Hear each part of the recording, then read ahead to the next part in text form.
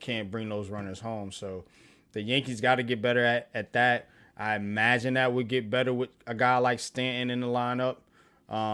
We'll see if Jazz can keep it going. So that'll definitely help. Um, Mhm. this Rizzo, he's out of there, isn't he? What's Who? what's the word on him? Anthony Rizzo. I know he was hurt. You know what I'm saying? I know he's been out. Right. Where's he at? He's still on the injured list or something like that. That's why they had I forgot they had made that trade back then to get somebody about a month ago or something like that. I think they just brought up Ben Rice. Yeah, I think they brought up Ben Ben Rice. Rice. Yeah, I mean he's a rookie though. He's a but yeah He, he look like he's gonna be good, man. yeah, in due time. In Right. due time. In due time. We It's need just some more immediate production. So just saying we need some more immediate production. Three that's two right now. Juan Soto at the plate. Top of the seventh, man. 4-2. Um, I mean, we did go up against their ace tonight, Aaron Nola. You know, that's their ace. You know what I'm saying? But mhm. still, I mean, it's only seven. They got a I couple don't more. care. We have ace hitters. No, We I have know. yeah. We supposed to have an ace, but he didn't play tonight or start tonight. So But yeah, like I said, I mean, the rest of the guys have been struggling hitting, man. The other 6, 7 hitters, man, is like mhm. DJ LeMahieu. You know, Gleyber Torres has just been struggling. You know, Verdugo, Volpe when they can't, so they can't get hits at times. You know, I mean, Volpe is okay, but the other Mhm. guys, man, is like you don't know what you're gonna get with them. And even Soto, and I think said is like, yo, it just can't be a 2-man. Everybody got to step up and and start hitting. But like I said, you don't have no pressure on you. When you don't have no pressure on you, you got to play loose. Mhm. Right. Right. I mean, the pressure's on Exactly. Soto and Judge. You know, the big guns. You know what I'm saying? The little guys just play your role. Just what I'm saying. Judge 2 for 2 tonight. Up at Yeah. the plate now. Juan Soto on first. Top seven, man. So again, man, this Yankees team has some work to do. Now over to the Mets. The Mets made a couple moves here. Looking at some of the trades they made. The Mets received right-handed pitcher Paul Blackburn. They trade away Cade Morris. He was a prospect. The Mets also receive Huskar Brazoban, and give up Wilfredo Lara, another prospect. And they also traded right-handed pitcher Tyler Zuber and gave up to the Rays Paul Gavas. Gavase. So the Mets made some couple moves, man. All moves in the pitching department, which is what I wanted to see the Yankees do. Mhm. But again, they're cool. They good. According to these talking heads, like Cashman and all these cats, man. Like I don't know, man. if Yeah. Alex pulls up tonight, he can give you some definite better insight on this Yankees team than me as far as the Cashman Boone dynamic, but it ain't working. I know that it's not working. Yeah, I know. I know. He talked earlier about the trade they made today for what's that, Mark Leiter Jr. You know what I'm saying? Mark Leiter, yeah. Even though his Mm-hmm. numbers don't look it, he said he's still one of the good pitchers or something like that. No, I So mean, you could come in and I feel like the Yankees when they make these trades, it's either boom or bust. It's like they'll get somebody. They'll come in like like um like Jazz is here just now did. They'll come in and they'll make a trade, and somebody they'll come in, they'll light it up, mhm. or you'll get a what's my man's name? They made a trade for way back in the day. Cat from the Red Sox came to the Yankees. Are you talking about Was dog shit. hold on? Are you talking about like Benintendi? Nah, it was Yeah, I know who you talking about. Oh man, it's like ah, I know who you're talking about. outfielder. Yeah, what's his Right. name? Oh man, and yeah, you're right. He came in, he didn't do too much, Yeah, something like he that. was ass. Pause, man. But Oh, I know like you're talking about Jacoby Ellsbury. Ellsbury, right? He was dog doodle. Right. Pat, what's good, bro? Appreciate you tapping in. It was good, bro. I don't think he can hear us. He ain't got his earbuds in yet, but Oh, okay, okay. um, Yo, what's yeah. going on, fellas? Oh, you can hear us now. All right, cool. But yeah, yeah, Jacoby Ellsbury. That's what I was talking about. Cave, man. He came and he was trash, bro. Mm-hmm. You know, and it that's how it be for the Yankees. They'll make a trade and it'll work out like perfectly, or they'll make a trade and it'll just be like a complete bust. Right.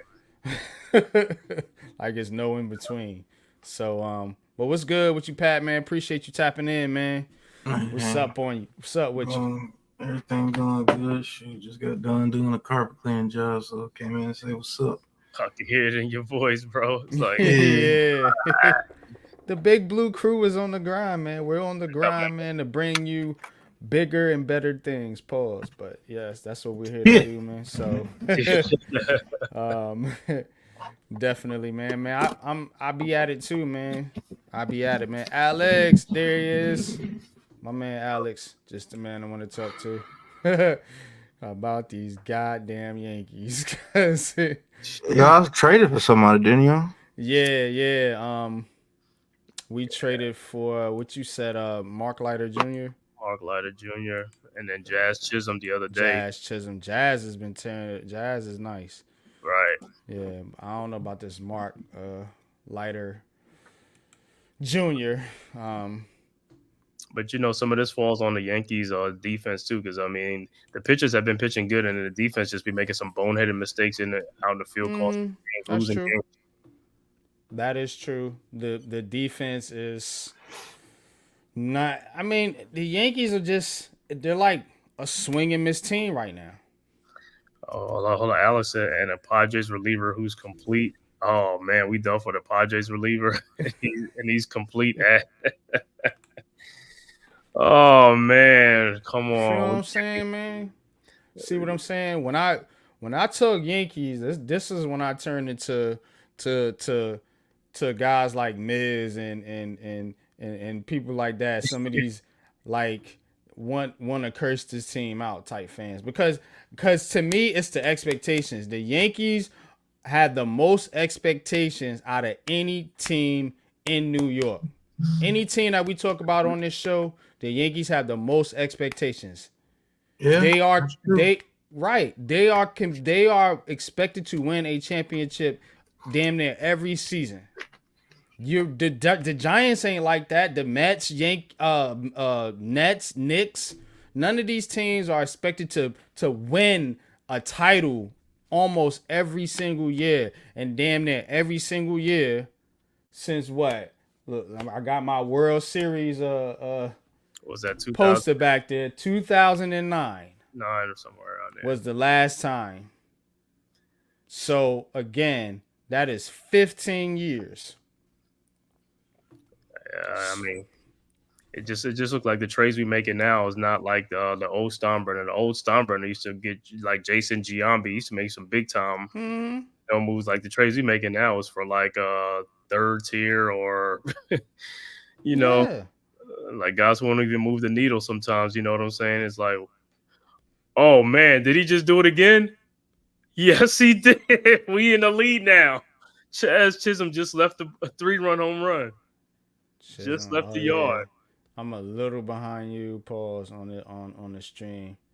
Man, this dude is like fish. Yep, 3 1-2 pitch. Took it. 3-run home run, Yankees.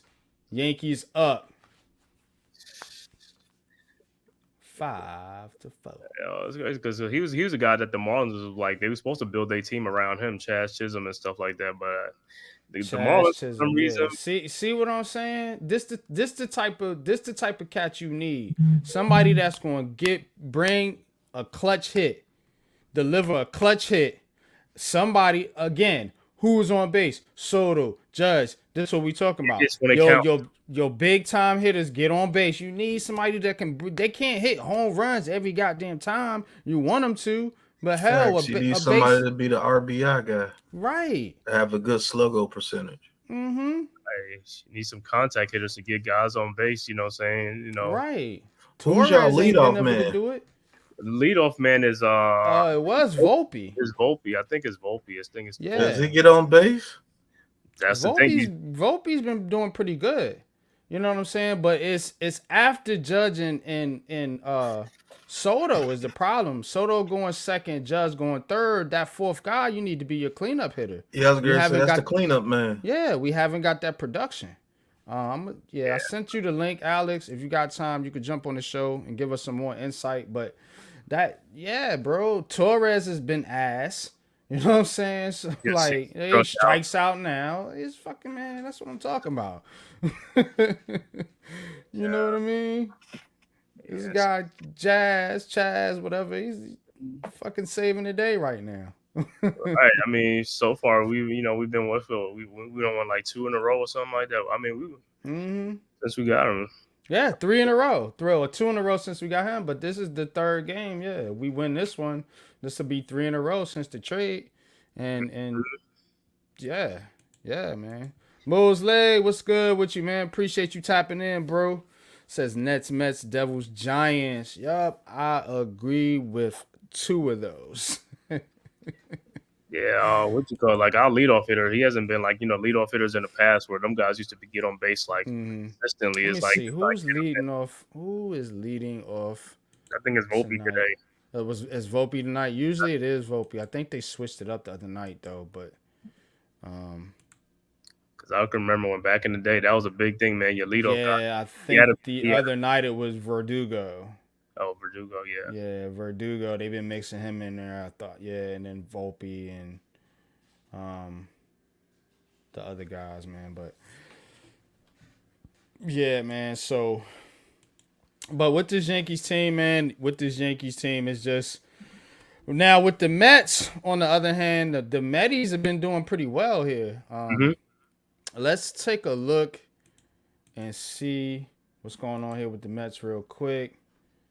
Because the Mets they playing the Twins, but they playing the Twins tonight. Yeah, the Mets are playing the Twins, and right now the Mets are beating the Twins. Top of the 8th, 2-0. 2-0 Mets, top 8th. Let's see who they got on the mound here today.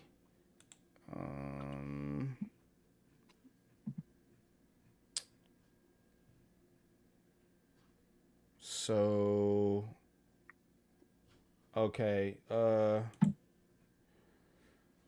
Manea?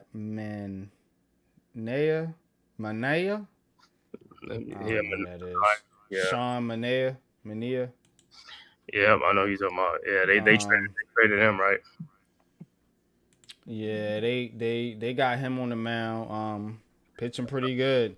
11 strikeouts. 2 hits, no earned runs, 7 innings pitched. Now they got the relievers in there. Looking at your box score, you got JD Martinez 2 for 3 with an RBI. Venitos 1 for 3 with a home run and RBI. So those are your 2 runs for the Mets. But the Mets have been playing pretty doggone well here, I must say. 56-50. On the season. I believe they are holding on to a wild card spot at this point. So if you're a Mets fan, given the fact that this was supposed to be a rebuilding year for you, you know what I'm saying? Because remember, they traded all them pitchers away, Verlander, DeGrom, and they gave everybody away. Remember last year? Scherzer. Yeah, Scherzer. They traded all the pitchers away. Pretty much. Sold the house, so to speak. And they came in here with kind of a low key, low profile type attitude with low expectations, and look, behold, they're in the wild card race, and they swept the dang on Yankees. I don't like to say that, but right. You know what I'm saying? The Mets are are they balling right now. They're balling right now. So you have to give, you kind of have to give a round of applause to the Mets right now.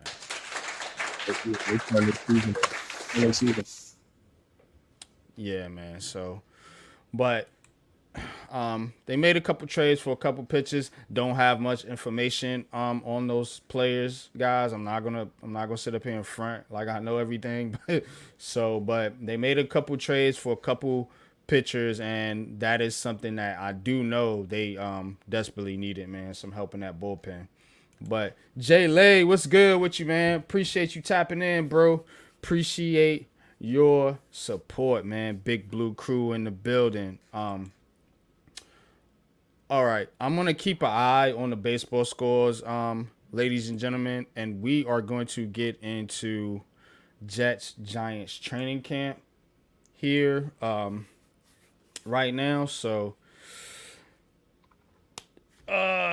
let's start with the Jets. So of course Aaron Rodgers is back. Aaron Rodgers has not been the sharpest in camp. You know what I'm saying? Despite being a Hall of Fame quarterback.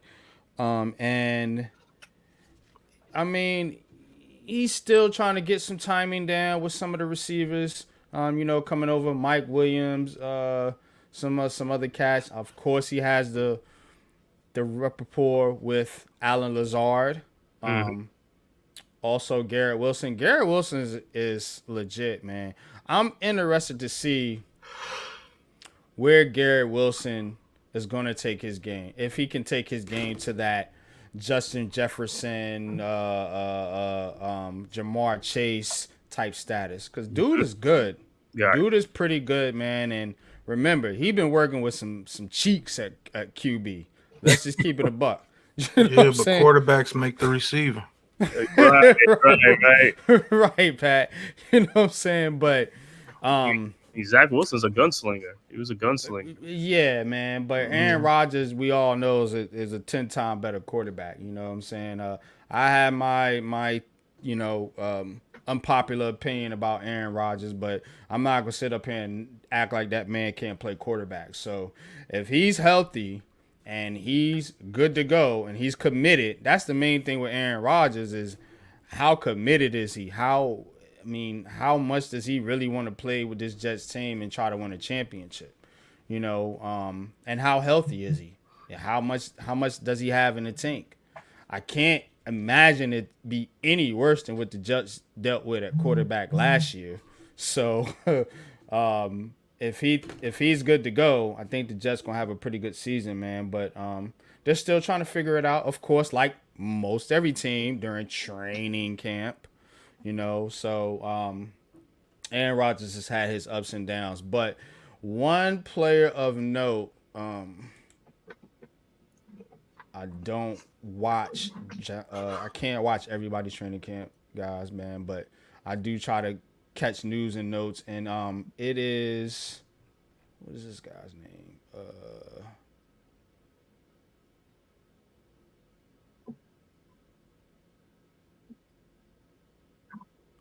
Braylon Allen has done well, but it's. I know that center been having. The only thing I know about Jets camp, man, is that Aaron Rodgers and Zach Wilson were arguing with each other. That's the only thing I know about Jets camp. It's a. And I heard what's name was the center Titman, like he was like Titman was having some issues, yeah. So glad we didn't draft him. Yeah, me too, man. Malik Taylor, that's the cat I was thinking about. Malik Taylor, wide receiver, has had an impressive start to camp. He was, I think he was out there in Green Bay with them, brought in as a UDFA. So, yeah, if the Jets can get, it's Malachi. What's his name? Corley. He isn't. Yeah, Malachi Corley from. Yeah, he ain't done a whole lot out there, man. So, the Jets are And when you look at this Jets roster, and if you go check out my AFC East preview, I kind of broke it down a little bit. When you look at this Jets roster, there's not a really lot of at the skill position. Like you think about it, you got Brees Hall, you got solid play at the running back. Brees Hall and Braylon Allen are going to do damage. Braylon Allen is running people over in Kent right now. You know what I'm saying? So, but when you look at the receiving core, I mean, you got Garrett Wilson, and then you got Mike Williams, who's I feel like he's kind of past his prime a little bit. And you really don't have a lot else outside of Alan Lazard. And depending on how you feel about Lazard, I mean, it's kind of iffy. You know, I mean, you do have Conklin and Rucker at tight end, but you know, again, it's going to come down with this Jets team to this offensive line. And the way it's going to come down to the offensive line, it's going to come down to health. I don't think it's going to come down to them not being able to block. It's going to come down to health. You got guys like Morgan Moses, Elijah Vera Tucker coming off the injury, Tyron Smith, who was off injured in Dallas in recent years. So you gotta kind of wonder about that. And then you have an Asian quarterback on top of that. You know, now Tyrod Taylor is a serviceable backup, as Giants fans know. But again, that's you kind of don't want to have that scenario. You know, especially if you're thinking about trying to compete for a Super Bowl, which I have to believe that's the expectations for this Jets team. You didn't bring Aaron Rodgers over here to you know go out in the first round of the playoffs. So I mean, that's kind of how I feel about it, man. But how you guys feel about the Jets and if you have anything on training camp so far? I don't really care about the Jets, to be honest with you, but I do feel that their defense might still be the same. And if Aaron Rodgers can be healthy, they might be able to make a little bit of noise. I still think they finished second at best in the AFC East because I do believe the Bills are still going to be number one. And I think the Dolphins can actually edge them out to be number two. Just depends on how Tua plays with that new money that he's got. But I think the Jets can make a little bit of noise, man. I definitely know they're no pushover for sure. Yeah. Yeah, Cave. What you got? As far as the Jets, I mean, everybody know their defense. You know what I'm saying? The defense is going to be the calling card this year. But, you know, with Rodgers back now, you know, he do got some weapons. Like you say, like Garrett Wilson and Braylon Allen and Brees Hall and the running back. So, I mean, he got things to work with, like I said, because the Jets, you know, they was only missing a quarterback like they've been saying the last couple of years, you know. So they just got to see how Aaron Rodgers return from his ACL because you know they was teasing us last year. Some saying he was already back. He's ready to come back 2 months later or something. Yeah, that's stupid stuff. Like he was gonna come back and make a playoff run with them. That team wasn't going no damn where.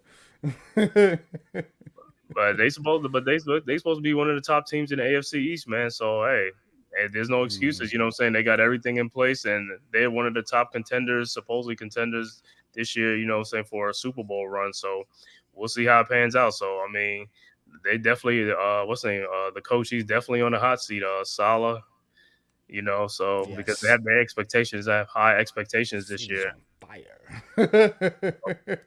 His seat is on fire right now. But yeah, coach, yeah, we'll be here, bro. You know where the link is. You know how to get in with the show. Alex, like I said, you got the link too. If and when you're ready, you could tap in. So we could talk some Yankees, some Giants. I know you was at camp. But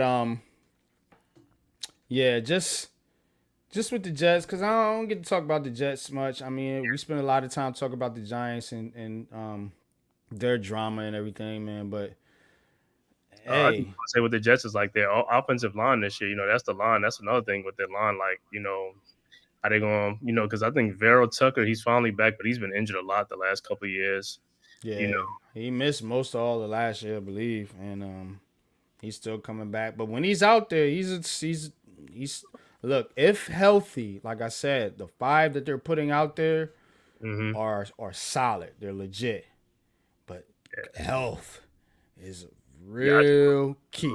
Like they said, who's like the center? Like I know Tippmann is playing, so I don't know if he's going to be playing center this year. That'd be a new. That's a because he can play much last year. I just did a Their depth on the offensive line, like I just did a like I said, if you guys want to go yeah, I saw it. check out the my preview, man. But they have Titman, like you said. They got John Simpson, the cat from Baltimore, Tyron Smith at left tackle, Right. Verrett Tucker at guard, and then Morgan Moses at the right tackle. Now I'm guessing Mike Williams is already on pup. So again, your receiver core is not. You got Xavier Gibson, okay, Garrett Wilson, Alan Lazard, Malachi Corley, and Jason Brownlee, and then the Malik Taylor cat that I talked about that's showing out in camp. But I I don't know. I mean, it seems kind of thin to me, to be honest with you. I think if they could have made the move for what's my man's name out there in, with the Raiders, Devontae Adams. I think that would if I'm a Jets fan, you know what I'm saying.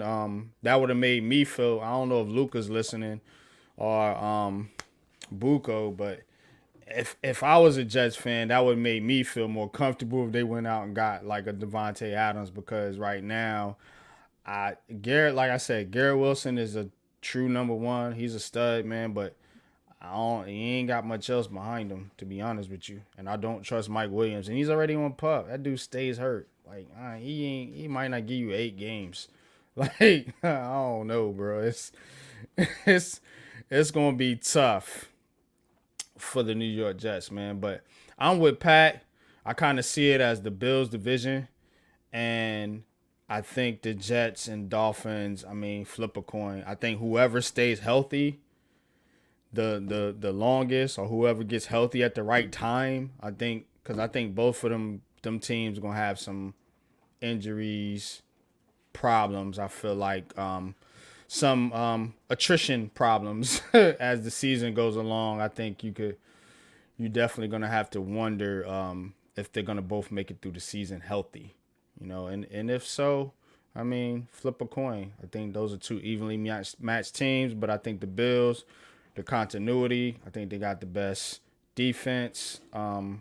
Maybe not the best defense. I think they got the best overall team. Let's put it like that. When you got when you put the coaching staff, the defense, the quarterback, and everything combined. Now they're gonna have some challenges with getting some of these skill position players because they're young and they're rookies. A lot of them.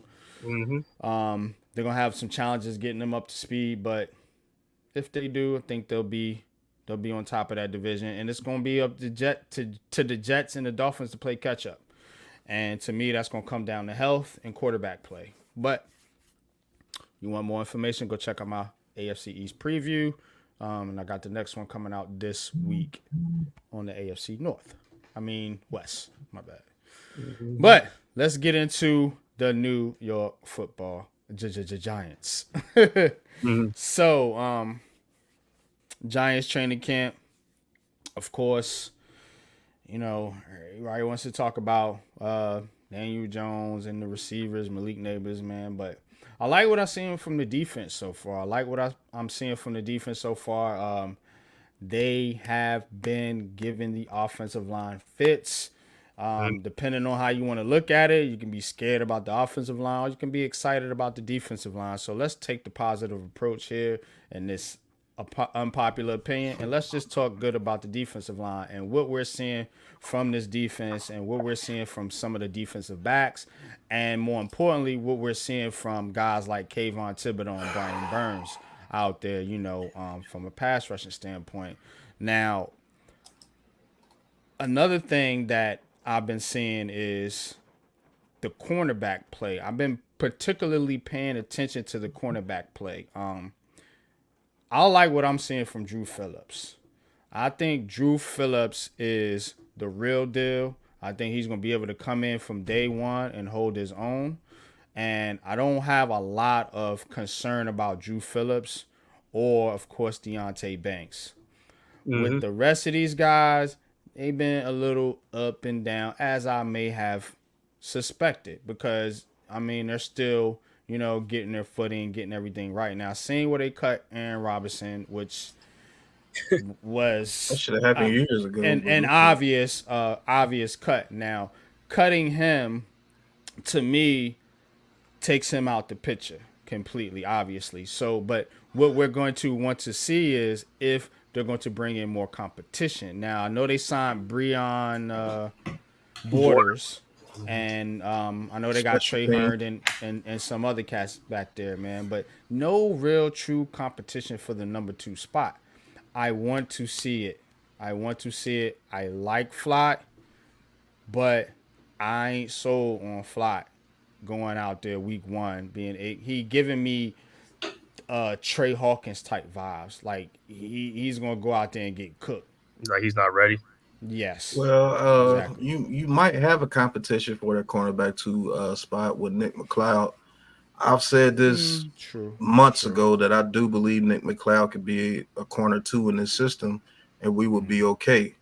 Now the thing you got to worry about McLeod is the quick routes, like the quick slants and the quick out routes and things of such. Mm-hmm. But I don't. He's a corner that's not going to give up the huge play. Like when Yeah, I see him play, he doesn't give up the huge play. Now yeah. him going and trying to catch somebody like Terry McLaurin on a drag or something across the field, that's what you're going to have to worry about. And if we're getting front pressure with 4, that could be nullified because we can run a lot more zone. If we're getting pressure with the front 4, so that's why I'm happy seeing Thibodeau. Thibodeau looked like he got stronger this year. Not to jump off the cornerbacks, but Thibodeau is bullying people. Like it's a damn shame what happened to Bellinger out there on that one play, man. He bulled Bellinger, and I was like, damn. Mm-hmm. But like the only person that's really giving Thibodeau any fits is Andrew Thomas, and Andrew Thomas is throwing people out the club.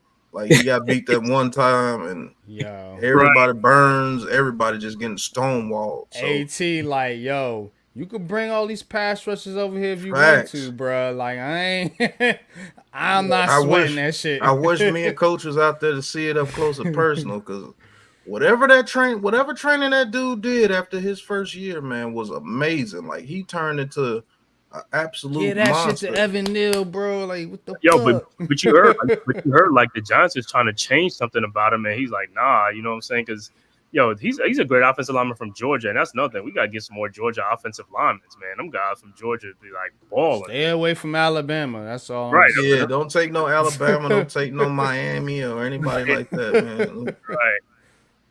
Like it's crazy. But as far as the cornerback room, my concern level out of 100 may be like a 60. Just because I know Cordell Flott will give up some big plays if we're in man-on-man coverage. Just being honest, like if he's facing somebody like a Jordan Addison or what's another good number 2, like a Jahad Dotson or somebody like that, I think he will give up some plays. Will it cost us the game? I don't believe so, but it will cost us some valuable first downs, giving up on third downs, back shoulder throws, quick post routes. I think he's going to struggle with those because he can't get physical. Like I think he's too slight in frame to get physical. I don't know if you guys see something else, but as far as getting physical with a receiver, I don't think he has the strength to do so. And I don't think he can rely on quickness like a Drew Phillips can, but Drew Phillips is strong too. So I think the slot position can be man down. Now, would I put him one-on-one with a CD Lamb all game long? No. I think he would get his lunch ate after a while. But we'll worry about that when we get there. Just as far as skill sets, I do believe Nick McLeod is the guy that you go at the cornerback 2 position, just based on what I see right now, because Flott is just playing too reactionary. Somebody like Malik Neighbors, as you see every time he goes up against Malik Neighbors, if it's not a late throw or overthrow, it's a catch. So I don't know. I just like Nick McLeod in that number 2 position. Give me the strong veteran. Yeah, I agree with you there. I agree with you there, and the reason I agree with you there is because again, a veteran presence matters. I respect the Giants for playing young players and developing players and playing rookies and different things like that. Because, you know, back in the day, people used to complain about Coughlin. Coughlin doesn't play the young players. Coughlin doesn't play the young players and shit. Now that the Giants are playing the young players, we sitting up here talking about, man, shit, we need some veterans. You know what I'm saying? So, I definitely respect, you know, playing the young players. Obviously, man, we're a young team. We don't have much choice, but you can't be young at every single spot on the team. Like you need, if you want to compete, you know what I'm saying? You Facts. need some veterans, Right. bro. Like, You need some of them old dogs in there that got grown man strength and have experience in the game and have played the game for years and know the ins and outs. Maybe they're not as talented as far as athletic wise as the younger guys because athletically Flott is superior to McLeod. But I just think McLeod's just a more intelligent corner right now. Not saying that Flott is dumb. He's still very young. absolutely, absolutely. I'm gonna bring Coach into the mix. Coach, you good, bro? What's up with you? Yeah, what's up, man? How you feeling, man? I'm all right. Yeah, how about you? I'm sorry, I'm just Maintaining. watching. I'm watching the Olympics, the 800 freestyle finals right now, and America's fighting to take over the lead right now versus Australia. Okay. Okay, okay, cool. We're gonna get into some Olympics basketball here a little bit later, man. But I'm just I got my eyes on the Yankees game. So but Coach, if you hmm have you been paying attention to the camp?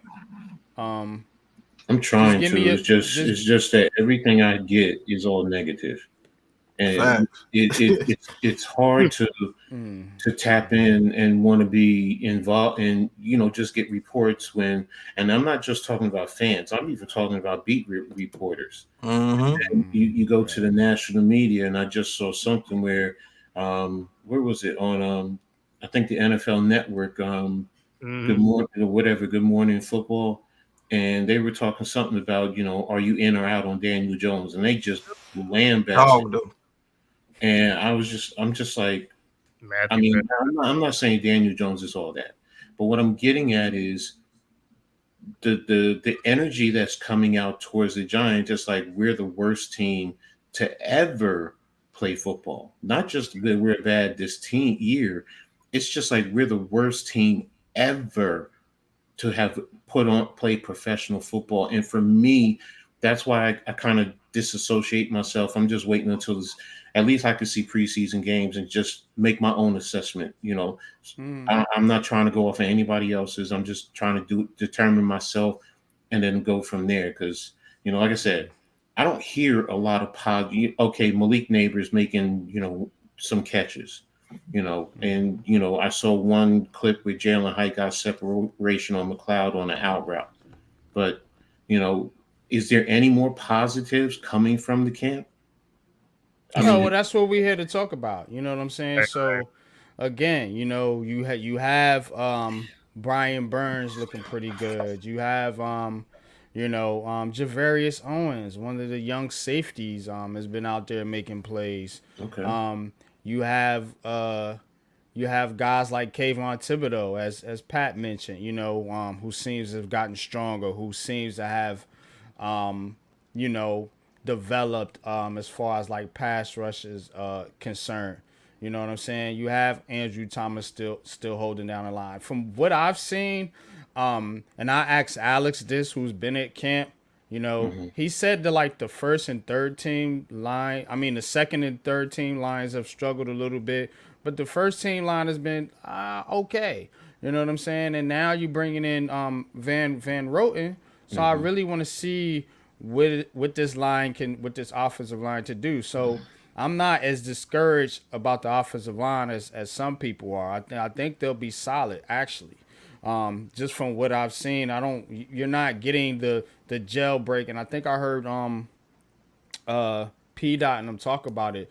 You're not getting like the jailbreak, just breakdowns that you've gotten before. You know what I'm saying? Yeah, guys are gonna get past you, especially in this camp where you have Burns and Thibodeau, who's they got something to prove. It feels like so. But again, man, I think this offensive line has improved. So I mean, if you want positives, yeah, I can give you some positive. I'm always gonna look at both sides of the coin. You know what I'm saying? I'm not gonna take everything, especially in no practice, for like it's truth. You know what I'm saying? We still talking about practice. But that's the whole point. Like you're right. This is a practice session. This is where you want to see your mistakes and then do you progress from there. And that's what I'm getting at, and look, I get fans, I get the emotional attachments, you have your Lamar, what's favorite good with you? players, so on and so forth. I get all that.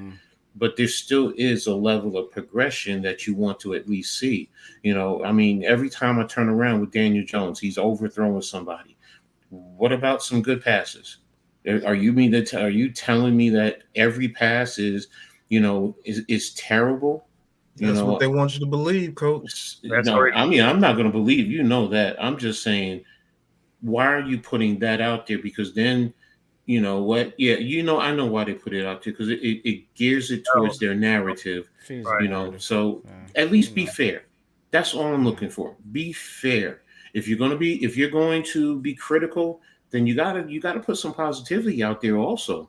Because if not, then you're not being objective. You're just being, to me, you're just basically saying this is what I think and that's it. And basically I'm tapped out and I don't care if he does anything good. I only care about the negative. So it justifies why I don't like him. Right. So, so I mean, look at me with Evan Neal. What did I say?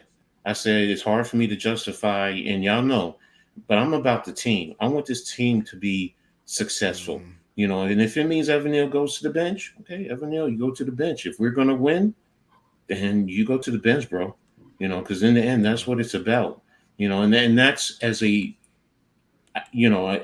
fan and as someone who's watched the game for decades, that's what I look for. So and that's why right now, y'all know, I don't watch the Hard Knocks. That's not my thing. And like I said, I try to tap in, but maybe P Dot, I'll tap in whenever I can. He's objective. He's gonna give it to you 100% real, whether it's good or whether it's bad. So. Yeah, most definitely, man, and shout out to Neymar. Neymar. Can't. I'm so bad with names. But I'm gonna call you Laugh. What's good? Appreciate you tapping in. Yankees run, New York. Let's go. No, That's they what don't. I'm talking about. No, they What don't. I'm talking about. Who do? The Liberty. The Liberty. Right now, the Liberty, Coach, with all due respect, bro, Coach. I'm joking. But right now, if we're talking about today, at this very second, it's the Liberty today. But if you're talking about all, I mean, if you want to argue best teams right now, no. It's the Yankees. Maybe, I know that. But 27. Yeah, we talking 27. About That's all I gotta say. 27. Absolutely the Yankees. Yeah. So I know the that. Yankees symbol is like iconic. The hat is iconic. You see, I got one on, like the navy blue one too, the original one. Like, come on, like this shit. You think the Liberty got a chance to win the championship right now? You got the silver in front of the 800 freestyle. So, but yeah, man, I just, I think the Giants are gonna surprise some people, and you know what? I think when it's all said and done, I think Daniel Jones has the perfect opportunity to shut a lot of people up.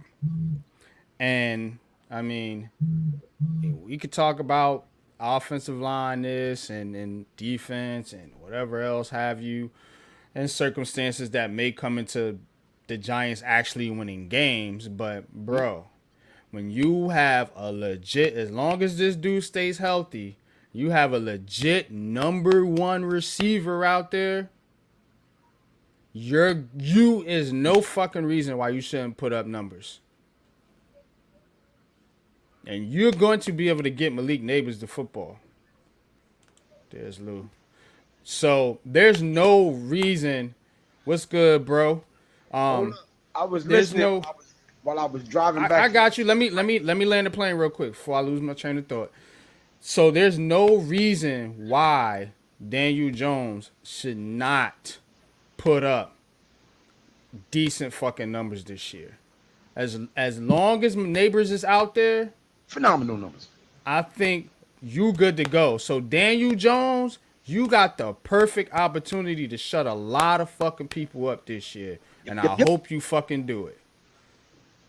I really hope you do it, man. As long as Neighbors is out there, man, because what I'm seeing is he's going to make the offense easier for Daniel Jones. You ain't got to think as much, bro. Throw that dude the fucking football. You ain't got to sit here and pity pat, bro. Throw him the football. Now, we don't want you throwing ill-advised passes, but, bro, if it's one-on-one, throw him the fucking football. Don't play games. Trust him. What'd you say, Pat? Oh, just trust him. Yeah, you gotta trust him. Exactly, he's gotta trust him. Facts, man. But Lou, I know you came in with a comment, bro. What's good with you, man? Appreciate you tapping in, my brother. Once I got everybody in the car and started leaving practice, I heard Coach saying something about negativity, and that's why he don't like them. So I came in with a question off gate: who we fucking up? No, it's not. It's not that. What I'm saying is, he asked, "Have I been tapped in?" And I said, "I don't tap in because of the level of negativity. It's not evenly balanced. Like, I hear more negatively, like we're the worst team to ever play football. So, and that's why it's like, you know what? That probably Everybody came can have from it. the worst YouTuber ever to make a video. No, bro. It's not. It's not just YouTube. It's everywhere. It's everywhere, Lou. Everything that I turn it to. I'm tired of hearing it. Yeah, so that's why it's I'm like saying the opposite. Greatest show on turf, Big Blue version. 42 touchdowns in the air and 8 on the ground for DJ. Let's go. okay. Negativity only wins if you feed it. So that's Exactly. why I've backed up off the Twitter Spaces and different things like that, man. And it's not because I personally I don't mind the smoke, to be honest with you, but it's not helping anything. You know what I'm saying? not healthy. It's not healthy. It's not helping anything. It's not healthy for us, for our crew, for our group. You know what I mean? So It's not healthy for the brand. Right, Exactly. exactly. So I don't need to engage in all the nonsense. You know what I mean? But again, we want to be objective about the Giants. I'm not gonna sit here and paint this team like it's some fucking rosy colored team. Like, these motherfuckers been ass for years, bro. You have a right to have some negative tone about this team, but just keep it fair, man. Just keep it Exactly. fair. That's I'm all. surprised. Go ahead, Coach. No, go ahead, Pat. I'm surprised you guys haven't talked about this. The signing of Van Rotten and Evan Neal is reports that came out that Evan Neal is not promised the right tackle position when he comes back. It's been reported. Dabo has said that. So if Illuminor, like we said earlier, we actually predicted that if Illuminor, light skin Jermaine goes to right tackle and produces, they're not going to let Evan Neal come back and just take that right tackle position. Done. Yeah, if light skin Jermaine stays healthy, it looks like he's pretty much done because they brought Van Groten in to be that guy next to Illuminor just to make it that much more comfortable for the offensive line. And yes, he is 34 years old. I hear a lot of dummies on there. Oh, he's too old and all this crap. Man, We need some veteran linemen on this team and some familiarity with this team. And those two guys have played with each other I think the past 2 years. Yes. Right. I'm 45 and I can beat most 20-year-olds up in a second. So I don't understand that logic of, oh, he's 34 and he's too old. I guarantee most 20-year-olds that step to me ain't going to take 2 punches before their knees crumble. So that logic of he's 34 is ridiculous. Now, I just think that most of the people that are saying that are the people that don't like Daniel Jones, so they really don't want him to have an offensive line. Right. You see what I'm saying? I think that's one of their biggest nightmares because if he does have an offensive line, he has time to read the field. The way Jalen Hyatt is running routes now, like he's getting it. He's like getting it down. I'm not saying that he's a finished product by any means necessary, but he's way better than what he was last year. Like he's put some moves like Jagger on people And out I'm there. excited for that, Yeah, Pat. You me know what I'm too. saying? And you know how I'm not a hater? Because I'm a Darius Slayton fan. Me I've been too. one of his biggest supporters, man. But I want to see Hyatt take that position because we Yeah, need we that, got bro. to. We need that. But I'm gonna say this about Daniel Jones is like I don't know how people expect the guy hasn't played for 9 months. They expect him to just like to shake off the rust and come back and throw dimes and stuff like that out the We'll gate. see training You know what I'm camp. saying? Aaron Rodgers ain't doing it, bro. We just No, talked we about the know. That's Jets. what I'm saying. And that's why I led with the Jets. See, I be doing subliminal shit and people don't even catching on to it, bro. Like Aaron Rodgers ain't looking good in camp. Ain't nobody saying shit about that. Right, but that story don't sell. Damn, Right. Daniel Jones story sells the ratings. They going for ratings. Absolutely. That's So the they can, point. Well, I mean, to be fair, NYG though, Rodgers has shown throughout his career, to be, which is why he might He get a has little. No, I question get marks what you. though. I'm not saying he doesn't, but what I'm saying is the level of concern is going to be different between the two. So he is a Hall of Famer. He is someone who has produced. He's won a Super Bowl. So you're in comparison to Daniel Jones, and that's what I'm talking about. Daniel Jones has, if he's competing and winning on his level, then yeah, you're right. Which I do understand the concerns, but like I said, I just want it to be fair across the board. That's fair. Yeah. All they do is post his negative passes. It's like he can Exactly. complete 10 out of 11, and the pass that's put on the blogs the most is the one that he missed, which is ridiculous. I could see if people were being fair. Yeah, you do need to have concerns about Daniel Jones going out there produce no matter what. That's a fact. But don't sit here and just post all his negative things and be like, you see, he's ass. And then he could complete 8 bombs in a row, crickets. Like that's ridiculous. But see, here's the problem. Go ahead. Go ahead. No, go ahead. Finish. I was just saying, and man, what was I gonna say?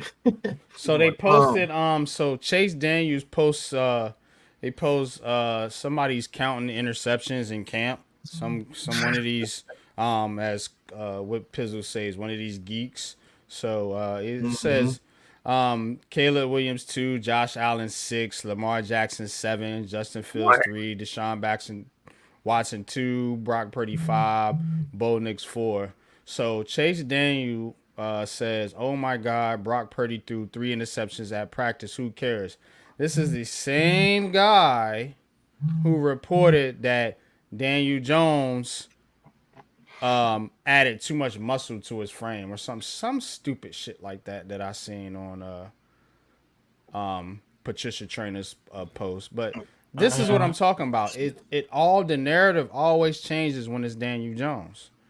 Yeah, and people don't understand. Sad. People don't understand. Really is. The actual point of training camp is to get the quarterback to do the most.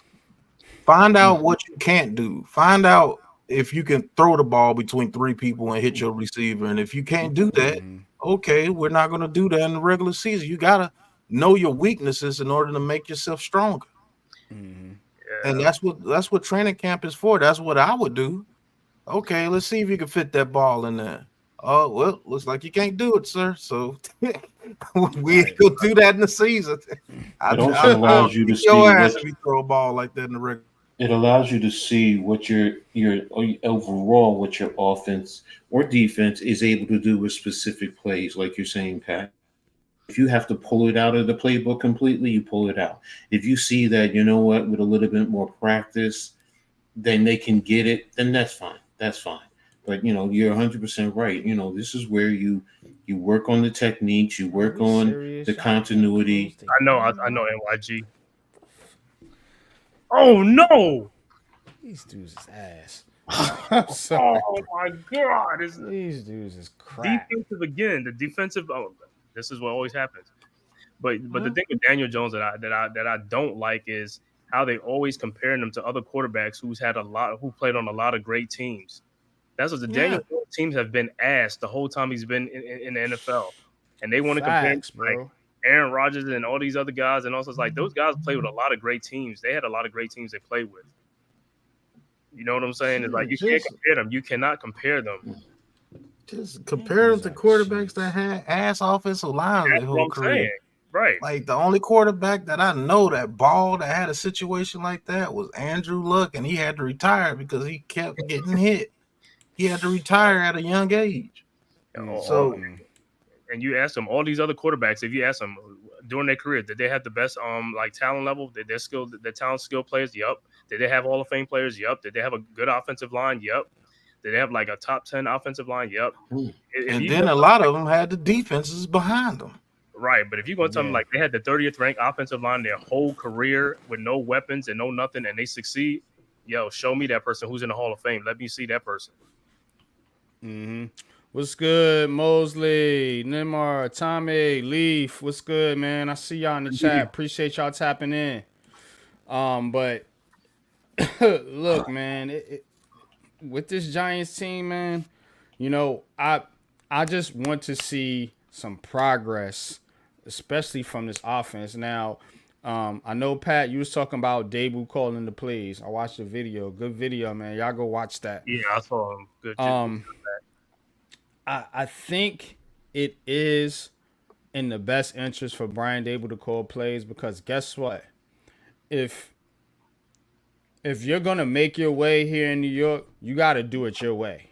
You know what I'm saying? Like, you got to do it your way. You got to do it how you see fit. You know what I'm saying? And you can't, you know, let Mike Kafka or somebody else's feelings or somebody else trying to get a coaching job or whatever the dynamics is get in your way. Now, it might seem foul to Mike Kafka, but again, as I mentioned time and time again, Mike Kafka got a promotion. They are ultimately training Mike Kafka to be a head coach and be more than just an offensive coordinator. Now, if he wants to come in here and call plays, that's cool. You go sink or swim with that. Now, if Daboll's calling the plays and the offense does good, guess what? You know, that still goes on Mike Kafka because he's technically the offensive coordinator. But if it fails, guess what? It ain't going to be on Daboll. They're going to blame Mike Kafka, throw him under the bus, and he's going to be out of here. So, again, when I said this shit was it, and people like to fucking joke me, but they don't actually listen to the words that I'm coming. Are you listening to the words that are coming out of my mouth? Like, they don't understand, bro. This is a good thing for Mike Kafka, and it's a good thing for Brian Daboll.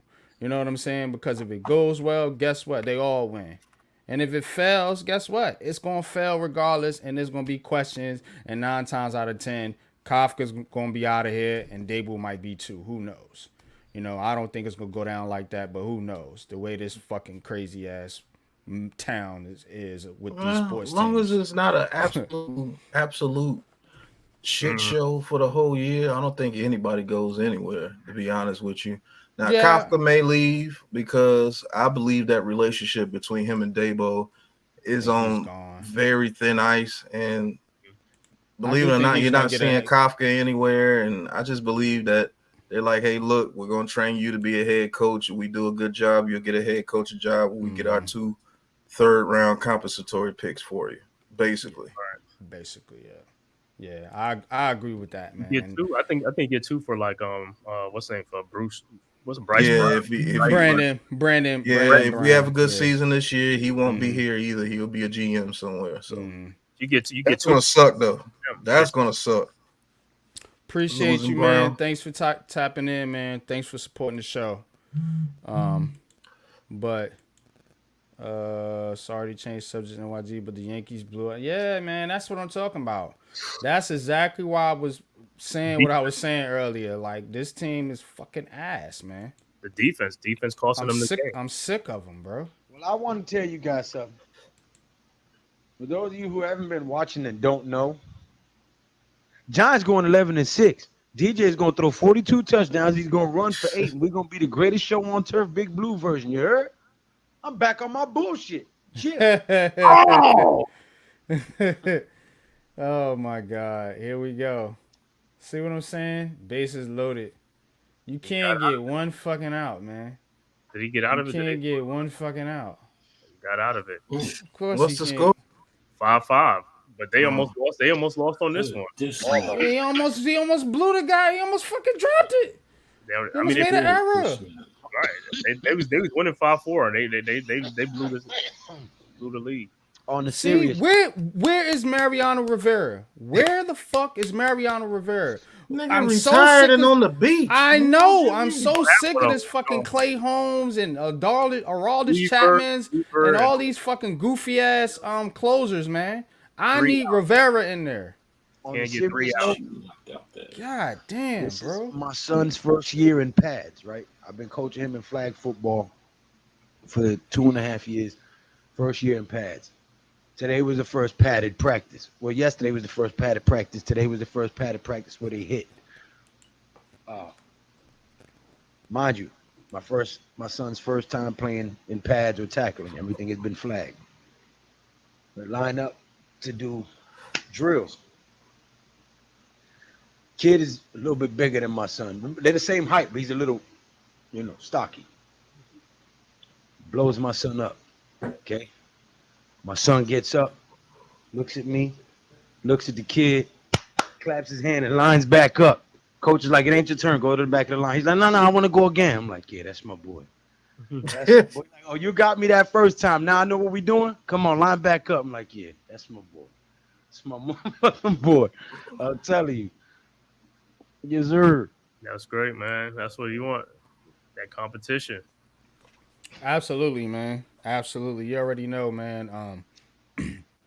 Look, having a competitor at a young age like that, you know what I'm saying, is what you're doing, Lou, is you're giving your son quality values, you know what I'm saying, that are incorporated in sports, like discipline, toughness,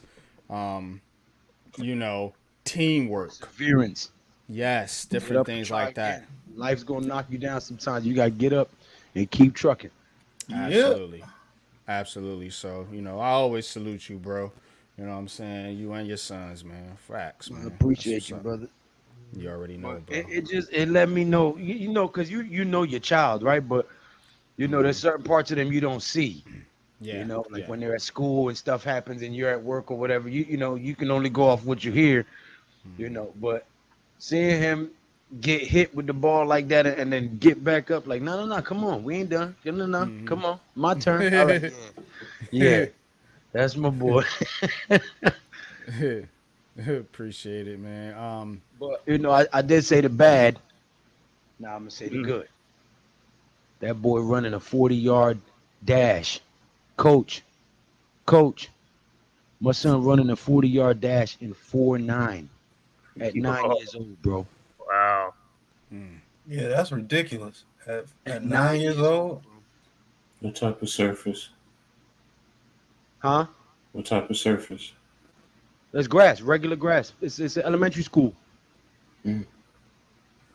So if he was on turf, it probably would have been closer to a 4.8.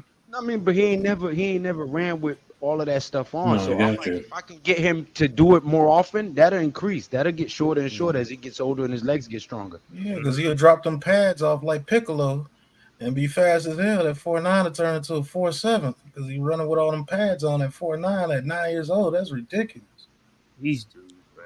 Tudo, what's good with you, man? Appreciate you tapping in, bro. He says subscribe to our channel, not to his. He don't make content, but thank you.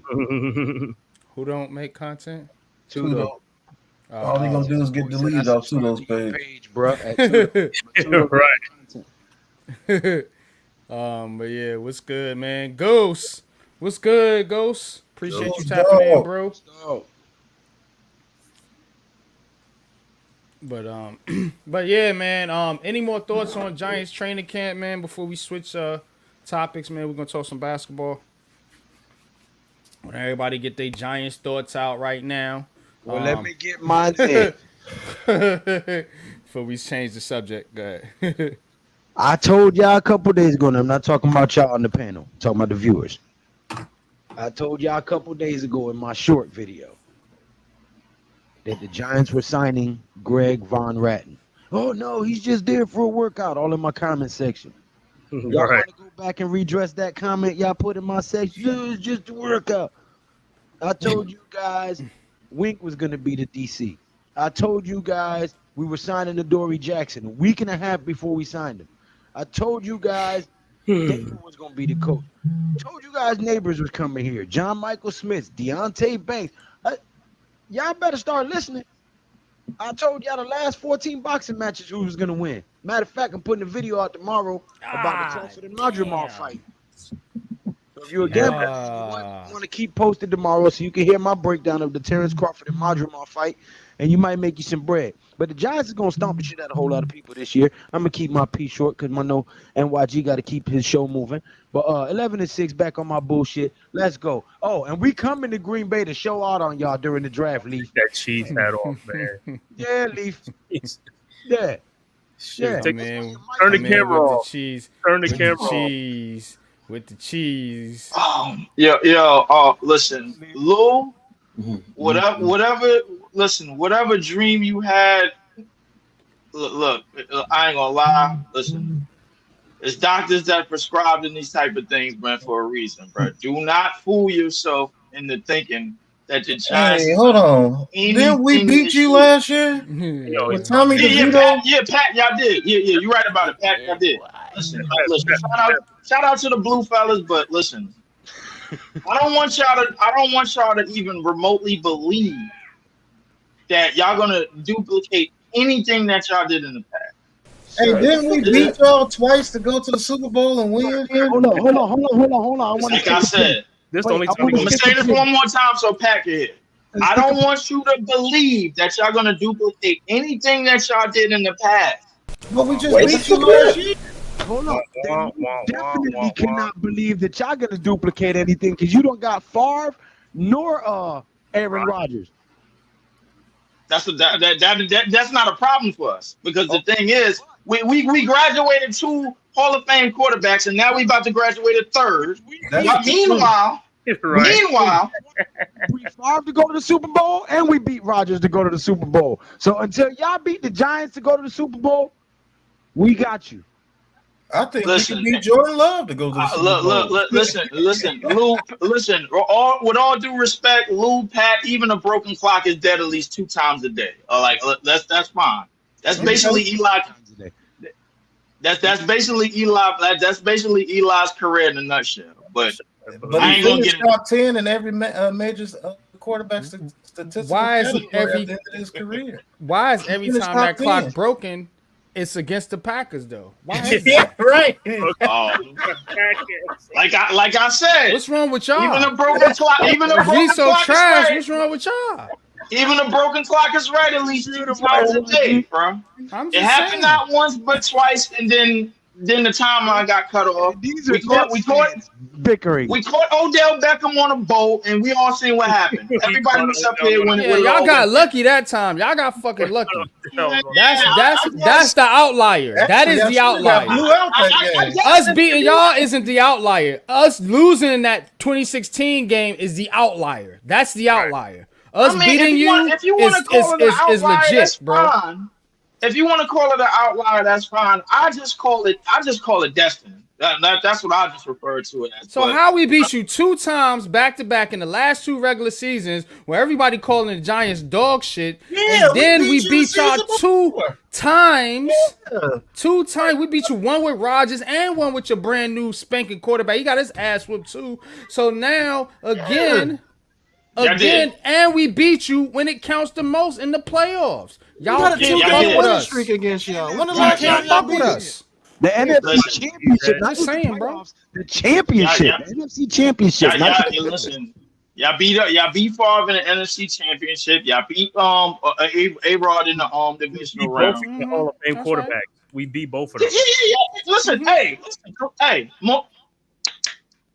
I ain't losing no. The thing is, I don't lose no sleep over it. We At don't. all. We don't either. Right. I don't lose no sleep over it, bro. Like y'all won with that. Y'all won with not Daniel Jones last year, but Daniel Jones the year Yeah, before in the other yeah. game. And then we And then beat you y'all with won our it. third string quarterback in With DeVito. Danny DeVito. Oh, okay, fine. Y'all got us with Danny Beat DeVito. y'all with Fine. an actor, bro. You know, An actor. We beat y'all with an Let's actor Danny okay. DeVito, the Look, Penguin. at quarterback. let's not make it seem. Oh, Here all you right, go, coach. coach. Right, Go Show, ahead, coach. show coach. them rings, bro. Okay, coach. Hey, listen. Hey, coach, listen. I ain't never ever gonna sit up here and dispute your winning ways at all. Now, as far as the New York Giants go this year, bro, that's a different No. conversation. This year, okay, whatever. But the way Nima you says, talking, well, we can't beat them in the Super Bowl, Nima. We'll beat them in the here. NFC Championship game. Here's the thing, though. We'll do Here's the that. thing, Leaf. When Yeah, it's they in the wouldn't play each other in the championship Super Bowl. run, Hmm? we beat y'all. But in your house, so your house is really our house. I'm dropping the mic. Go ahead. Well, it was, Tell him, it coach. was our house anyway because it's named after a New York Giant coach that came and made Green Bay any good to begin with. Yep. Lombardi was from the Giants. So before he even built y'all house, he had to learn it in New York. That's a fact. Hey, listen, Lou. I'm glad you said that, but he's most remembered here, not in Giants country, not in the Blueville, not in New Jersey and East Rutherford. He's most remembered right here. No. But when you see this right here, you know what this No. is. No. That's false. Because if you go back and watch NFL films, most of the clips they have of him was while he was a Giant.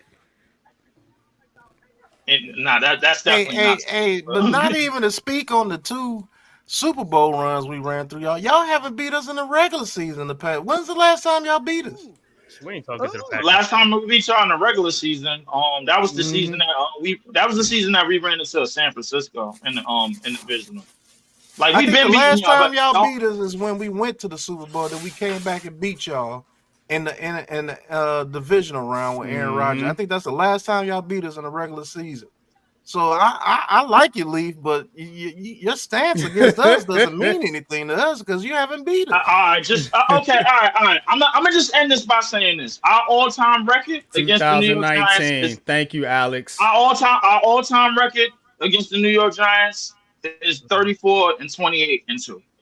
Mm-hmm. That's all I'm gonna say. I'm gonna just leave it there. And what does that matter? What does that matter?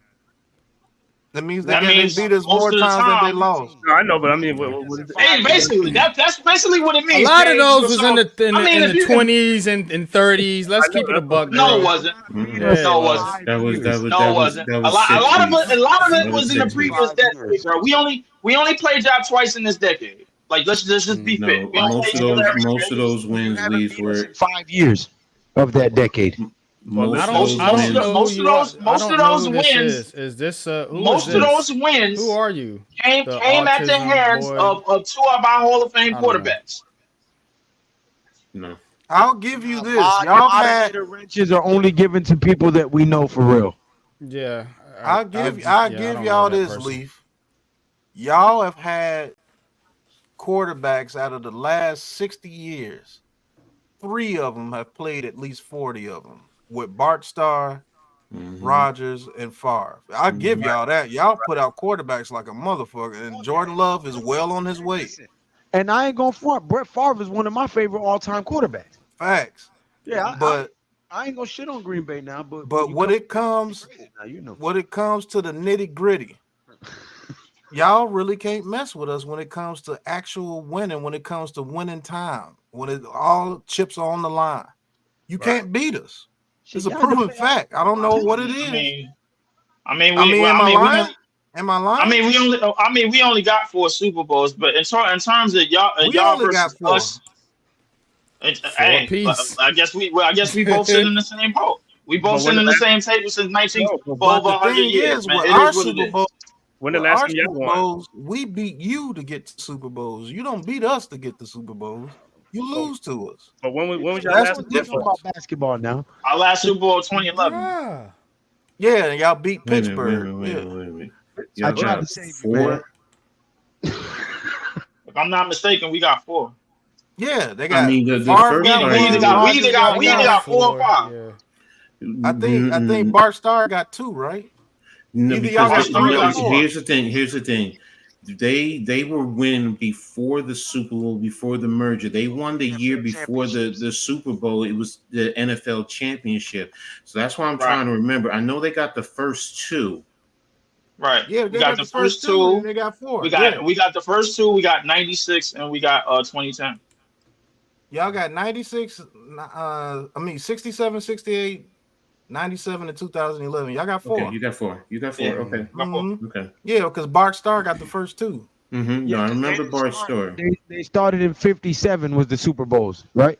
No. Or 56. No. It was They 66, wasn't it? They started 66. Super Bowl 1. We got Super Bowl 1, Super Bowl 2, 66. Yep. Super Bowl 31, and Super Bowl, what's this? I want to say 45. Yeah, they got four. Yeah. Okay. No, they got four. Oh, I thought he said it- it's 45. I'm like, no, we on like 50 something. Yeah. No. I mean, all time they got 13 championships. Hey, Chicago look. got 9, and we got 8. And by the way, Pop, I wasn't expecting you to put Jets in this little bottom hierarchy y'all got, because I know y'all don't got no respect for them as a franchise. To be honest. Oh no, this is hard. This is look.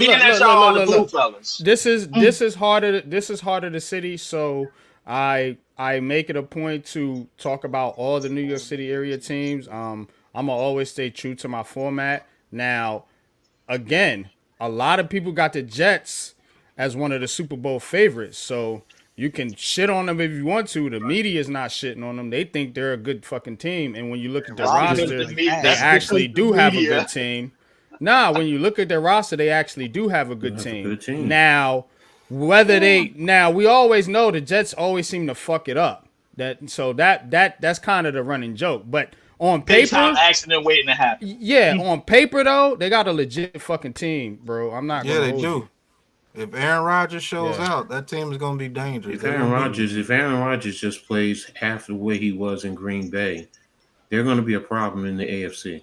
Mm-hmm. Just half of the way he was his last MVP season. They won 7 games with Zach Wilson, and I don't even know who else at quarterback, bro. Like, so. You know what, Coach? I'm cool with that. My thing is that the rest of the talent in the AFC might have something to say about that. You already got teams division within Miami and Buffalo that Miami. Go ahead. I'm sorry. That's a ladder. That's a ladder to climb right there. Miami right now, because of the money you're paying Tua and the players that you're losing. Look at all the players that they've lost, man. They've lost a lot of. I mean, Christian Wilkins alone on that defensive line is a problem. Howard as a cornerback, that's a problem. You got 3 players getting 70. I think 70 million or. No, yeah, they're getting 70%, like 50, 60%. Yeah. When you got Hill and somebody, I forgot who. And the other receiver, Tyreek. They pay Waddle too, didn't they? Yeah, they pay Waddle. They pay Waddle too. Because Armstead is getting paid too, the left tackle. Yeah. Yep. Okay. So they got a pretty big payroll over there in Miami. And I just think Tua is going to get them destroyed this year. I don't like Tua as a quarterback. I don't. Well, I hope he don't. I just don't like the lack. I just don't like the fact that Tua Hunt. They lost. Miami is too much of a finesse team to me. They don't. What's gonna hurt them is what's gonna hurt them is, like I said, and I preview all of these teams, the AFC East. Go check out my video if you haven't already. But what's gonna hurt Miami is injuries. They already got Odell Beckham Jr. on PUP, Isaiah Wynn on PUP, Jalen Phillips on PUP, Bradley Chubb on PUP, Cameron Good on PUP. That's what's going to hurt Miami. And I spoke about this with Miami and with the Jets. Attrition. These are veteran teams with a lot of veteran players who are up there in age, still good players, not dogging their talent. But again, you got to be healthy at the right time to win a Super Bowl. So I think that's going to come into play with Miami and with the New York Jets. Another thing that hurts Miami, people ain't talking about, In the AFC, there's a lot of cold teams over there in the They don't play AFC. good in the cold. They know that. Yeah, the way they play, That is true. That is true. But in the case of the Jets, bro, like I think there's a pecking order in the AFC, bro. I think the No, Jets have it is, but what I want to see if they're going to, because I think you guys were talking about it before I jumped on, when you were talking about what you call running physically in practice. If they can be physical in the run game, and you just have Rodgers get play action and just get the ball to Wilson at key moments, and then the defense play at an elite level. That's the key to me for the Jets. That defense, because that defense can. Mm-hmm. I'll be honest with you, bro. I'm looking at the Jets schedule, and It's tough. I don't know. I don't really see no let-ups in the schedule because early games. I'm gonna steal my boy stuff real quick. Pause. Unpopular opinion. Sauce Gardner gets exposed this year. Ooh, y'all hit that wait. Hold on. Who take was that, by the way? That was Pop. That was your take. No, that was Pat. That's Big Pat. Oh, Pat. Wait. So hold on. Wait. Let me do this for you. Yeah, I'm gonna clip it. Go ahead. Sauce Gardner put him on the big screen, bro. Like you might as well, bro. Sauce Gardner gets exposed this year. If you look at his film, he gets away with a lot of holding, and he falls with double moves all the time. And I think the media hype on him was so strong that the refs give him some calls to not get him embarrassed. But now it's year 3? Yeah. Now it's time for you to put in that work. You're not gonna get that treatment anymore. I think he gets exposed this year, man. I don't think he's as good as everybody advertises him to be. Well, that defensive front is what helps him. That defensive front helps him. I was actually going to say that the defensive front. I think it's going to be. I think they're going to have to do a lot more work this year in order for him not to get exposed, like you said. Because you pointed out some pretty good. You pointed out some pretty good facts about him falling for the double move. He did get away with a tremendous amount of holding. I ain't gonna lie to you, but his team. God, I'll be honest with you. In terms of him getting if the defense is on the field, as long as they have been the past years in years in past, I could definitely see him getting exposed. Let me ask Pat this: how you feel about they CB2 DJ Reed? He's pretty good. He's already been exposed. that dude gets attacked so much. Believe it or not, if that front seven don't get home with Johnson, Quentin Williams, I think they got Huff now. No. They got Sam Reddick now, right? And Reddick already tripping over there. So yeah, he bugging out. If they don't get home, I think both them dudes get exposed, bro. Let me ask you a question because of that comment you just said. You said he's bugging out. How's he bugging out when he was doing the same thing at the Eagles?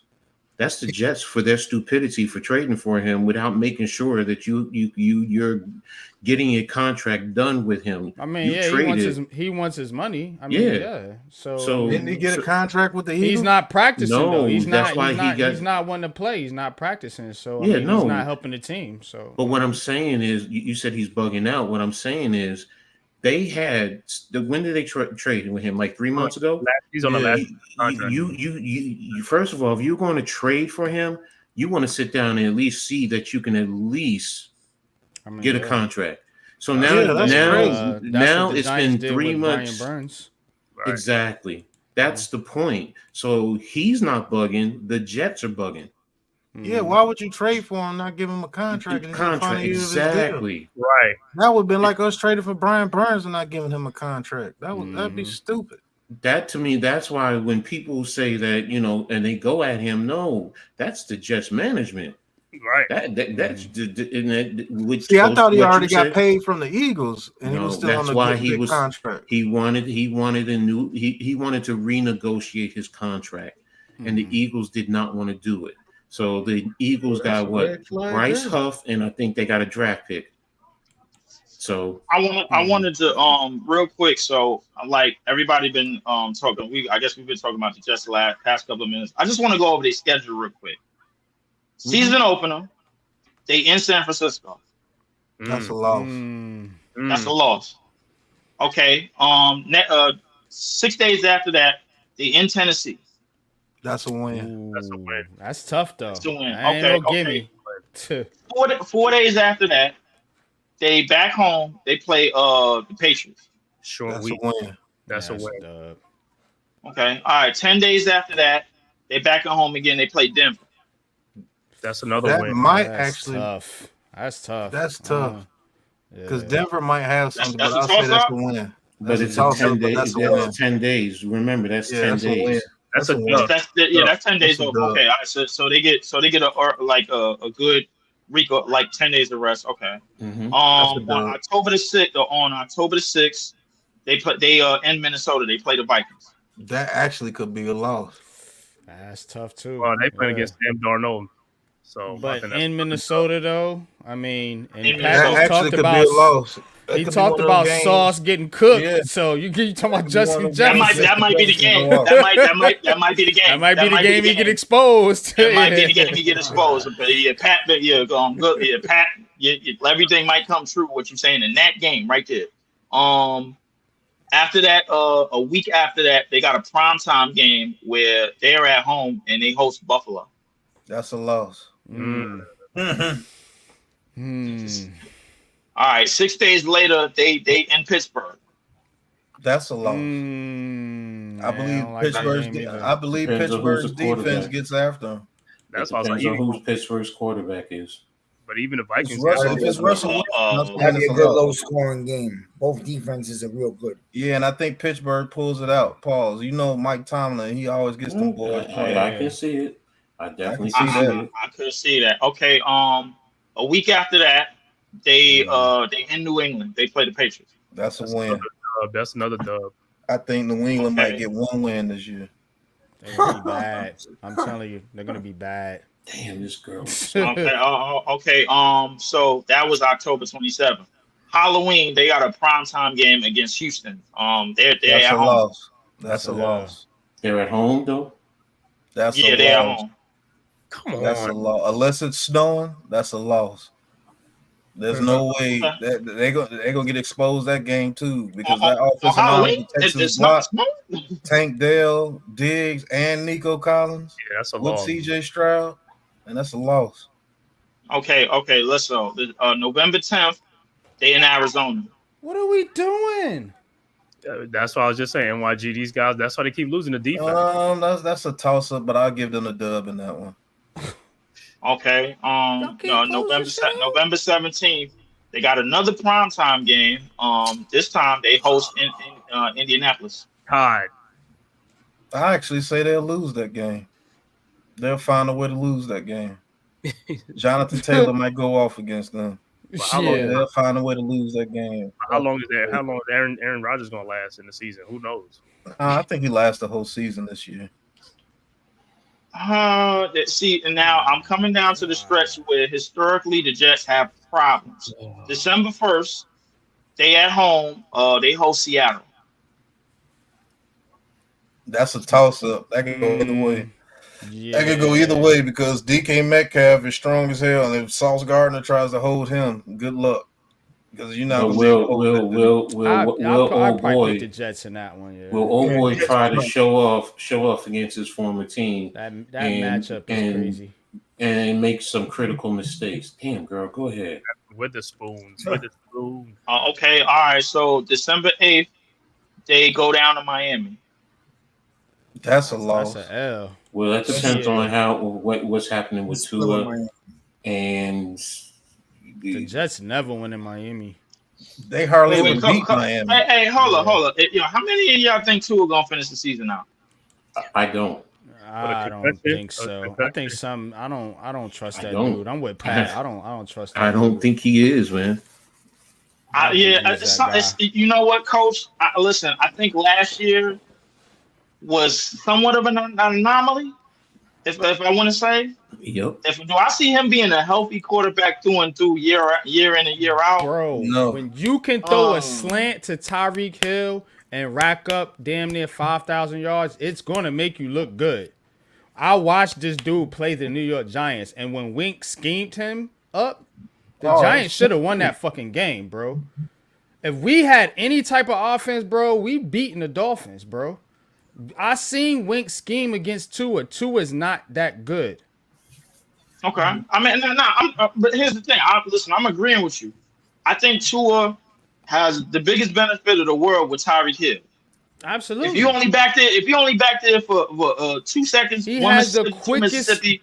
time to throw. I mean, the quickest release time in the NFL. I could throw 1,000 yards with Tyreek Hill. Well, at least 700. At least 500 of them joints, right? Because half them, I ain't 9 of my 10 football in a throws minute, are going to like- be quick screens, and he going to get yak yards. Give me Debo Samuel or Tyreek Hill, I'll throw for 2,000 yards. You got to think about their line too, because they lost Robert Hunt. So I don't know how they Yeah, lost. you just got to get me out the game like third quarter, bro. I can throw like 500 to him. That's For the why. season? And if see, to me, it depends on the Jets' offensive line first and foremost. Are they going to be physical in the run game? Because that's going to, because right now the Dolphins, when they had Wilkins, then and I'm not saying they didn't have a top level defense, but you lost too many key pieces. So I got to see it And with they them get hurt defensively. too much too, Coach. And- Both their edge rushers stay hurt. Not only that, Coach. Not only that, Coach. The thing about the Jets is, season after season, even when they do have reasonable teams, they lose games that they're supposed to win. No, true. Yes, that's what you're really right. killed them in the standings because, like, after Thanksgiving, I don't trust the Jets. I will whatsoever. say this. I'm more concerned about their coaching than I am players, because their coaching usually gets them a loss or two. With Robert Saleh, he's there's some boneheaded decisions, and Yeah, he is. Absolutely. So now if he can just get out of the way and let the players perform, that's why I'm saying that no major injuries. If they can be physical in the run game, that's the thing. If they can be physical with, Breece Hall and what's his name, the rookie at running back. And Braylon Allen. Yeah, Braylon Allen, and then on occasion get the ball to Wilson, to make some plays, and also don't forget their tight ends. Their tight ends are not Conklin and Conklin and what's the guy from Ohio State? They're nice. Rucker. Or something. Yeah, Rucker. Yeah, so Rodgers will get the ball to his tight end. So that's why to me, if their offense can just be functional. How many losses, like you said, if they had any quarterback play? Well, you have an elite defense. So your defense, all right, Sauce Gardner, you're saying he can get exposed. So, but there's other players out there that can help offset that too. So, that's why to me, yes, there's questions. There's a lot of questions with the Jets. I'm not going to sit here and say there aren't, but if I can sit here and I can say playing the Dolphins is going to be an intriguing matchup. Well, playing all the AFC East teams are going to be intriguing, except for I still got. How y'all feel about Fashanu? I know we talked He's not going to play. I'm just saying as a prospect. I know we talked a lot about the offensive line. When we was doing our scouting for the draft and everything, but. How do you feel about Fashanu and how he fits in with this Jets team? Another good win for the Yankees. Because he's playing behind two veteran guys, he does have talent. He has very good raw talent. He just needs to be coached up and to develop. So, and playing behind, Smith and what's his name? Moses. Moses. You're going to learn from those guys. They're going to teach him how to play tackle in the NFL. So, and he does have talent. He really does. So if you can coach him up. Now the question is, if one of those two are down hurt and he has to go in and play extensively, then that gives me pause, especially with Rodgers. I'll say this by looking at this roster right here. If Mike Williams is healthy, they could actually be a problem on offense. If that offensive line holds up, I think Morgan Moses and Tyron Smith are actually very good tackles. I don't know about John Simpson and Titman. Those are the only two weaknesses on that line I see because Vera Tucker is a monster. Mm-hmm. Yeah, Simpson's they give Aaron Rodgers. but I don't know about Titman. Yeah, they give Aaron Rodgers time. They're gonna make some noise with those receivers. That's why I say that. And then you have the run game, so it's like if you can be Brees balanced, Hall, yes, if you can be balanced, and then you set up your defense can set you up and get you good turnovers in the plus territory. Now I'm not saying it's going to be every game, but that's why I said if you sit there on paper, that's the whole thing. It has to produce, but on paper, this is a good team. Yeah, it's a damn good team on paper. On paper, obviously. But the thing is, we all know in the NFL how fast the papers can crumble up. You know what I'm saying? True. So the thing is, and not only that, I'm more so worried about the Jets' competition in the AFC all around. Like, I of course, I mentioned the division. I didn't even get to the other divisions where, of course, you got the black and blue division, which is the AFC North. You know what I'm saying? Let's run it down then, y'all. Let's run it down. This is a good topic. Shout out to you, Leaf. Are the Jets better than the Cleveland Browns? To me, they're even because it's all about it's all about the quarterback. Because the Cleveland's offense is not as good as the Jets' offense, and the Jets' defense is pretty good, and the Browns slightly out better them. So if they met head to head, just depends on whose offensive line blocks. And the quarterback play. What about the coaching? I would agree with that. Who the Browns' coaching is better. Browns coach. Yeah, definitely. Browns definitely got better coaching. Okay. What about the Bengals? They're a better team if they're healthy. The Bengals.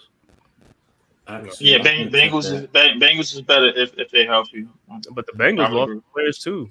Well, right now the biggest question is whatchamacallit going to play? Because T. Higgins, he gonna play. No, not T. Higgins. Chase. Right now he's sitting in because he wants. He gonna play. He gonna play. I believe he is, but right now he's sitting in, so I have to put that in my head. There's that. So what's going on with Chase? He holding out for money. He wants a new contract. He want Jay Jetta's money, which he deserves. He deserves it. Yo, what's they just got? He definitely does. Yeah, he definitely does. Ain't no doubt about that. He definitely do. So I was just saying, just for argument's sake, if he was to hold out, if he was really going to hold out because he wants that money, they're dead. That's my whole point. So it's like, okay, Cincinnati, they're good offensively, especially if Burrows is on point, but Chase does if we throwing in that aspect with in a perfect scenario, bro, like perfect scenario versus their perfect scenario, I think Cincinnati is the overall better team. Yes, no, overall I think we all agree with that. So what about Baltimore? Yes, Baltimore's better, easily. Especially since they got King Henry over there now. Oh my God! Oh shit! So that's three. So that's three. What about Pittsburgh? They're better than Pittsburgh. They're better than Pittsburgh. All right, go over to the West. Kansas City. No. There's no discussion there. The Chargers. They're better than the Chargers. They're better than the Chargers. Actually, I'll give better than the Chargers, but I don't think that. I think the Chargers will be better than them. I guarantee the Chargers and the Ravens will beat in the playoff game. Yeah, I'm not a Herbert fan, but I definitely think the Chargers are going to be better. If the Jets keep it close, they win because Herbert's going to throw an interception at the end of the game. You know what, Pat? No. Okay. Hold up, wait. He's right though. He leads the league. No. Listen, Pat. You know what, Pat? I'm not going. I got to dispute that a little bit, just off the simple fact that the coach that they had was basically a terrorist. Oh man, listen, bro. Okay, but here's the thing. Hold on. Go ahead, Coach. I'm gonna go after you. Confirm from my understanding, what I heard, Joe Alt is getting abused over there. Ooh. Joe Alt, for real? And let me listen to this. Nah. Yeah, I want to hear more about this. What's going on? I heard that. I heard again. I don't know. I don't have any proof. And when it was said to me, I'm like, "Come on, man! You got to be crazy." Not with Harbaugh and the coaches that he's bringing over there, and the rest of the with what's his name? The other tackle that they got from Northwestern. Thanks, my Rashawn Slater. Yeah, Rashawn Slater. So, but if he is getting abused over there. Now he is going up again. Was it Bosa and Mac and Mac? Yeah, the Mac man. Yeah, so I can understand it, but if he I is getting definitely abused, can understand it. but if he's getting abused, that's my point. Getting beat is one thing, but getting abused, that's going to affect his psyche. That could affect his psyche. So, and that's why it's like, I got to see with the Chargers. Let me tell you this. Come on, Stan. Every game that I have called and have watched of Justin Herbert in a clutch, it ends just like this. Incomplete pass, sack, incomplete pass, interception. Every time. You think I'm crazy? Every game that you've watched, or every game that game in the clutch, it ends the same exact that you watched, like with your eyes. Remember, Leaf, he calls the games. I'll go to all 20, go to all 22 and look up Justin Herbert in the clutch. It ends the same way. Incomplete, sack, incomplete, pick. Every time. It doesn't, man, listen, it's weird and it's actually kind of fucking scary. Like, why does it happen like this every time? He'll miss somebody that's wide open. Everybody be like, oh. Then the very next play, he gets sacked. Then it's like 3rd and 14. He throws another incomplete pass that's almost picked. And then he says, you know what? Let me go ahead and throw this pick real quick and get this over with. He said, I got you. And Leaf, did you see the biggest choke job in the playoffs against the Jacksonville Jaguars? Incomplete pass, sack. Okay. All right, Cave. Every time. Cave, listen.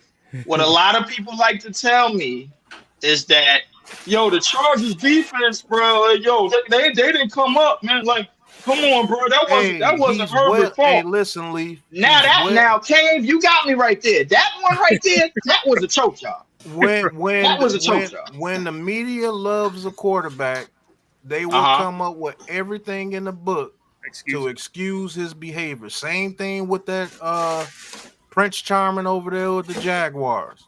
Them dudes started off. Oh, you talking about Trevor Lawrence? Oh God. Them dudes started off 8-3 and didn't win a game for the rest of the season. And the game they did win, Trevor Lawrence didn't even play. So, wow. And he has just as many turnovers as Daniel Jones, and he's had a way better supporting cast around him. Way better. First year. Well, the thing is about it, Pat. If somebody's if they coming up with reasons as to why this and that happened, the thing is, I think it's unfair that we're not doing the due diligence and looking at all of. What do you mean? Around. I don't talk if I don't do my due diligence, sir. Mm-hmm. I look at their roster. I look at those players. Pat. I'm not saying that. I'm just talking about in the course of how the choke job even happened, because Cave, listen, and Cave mentioned the game against the Jaguars. I'm trying to tell you the reason.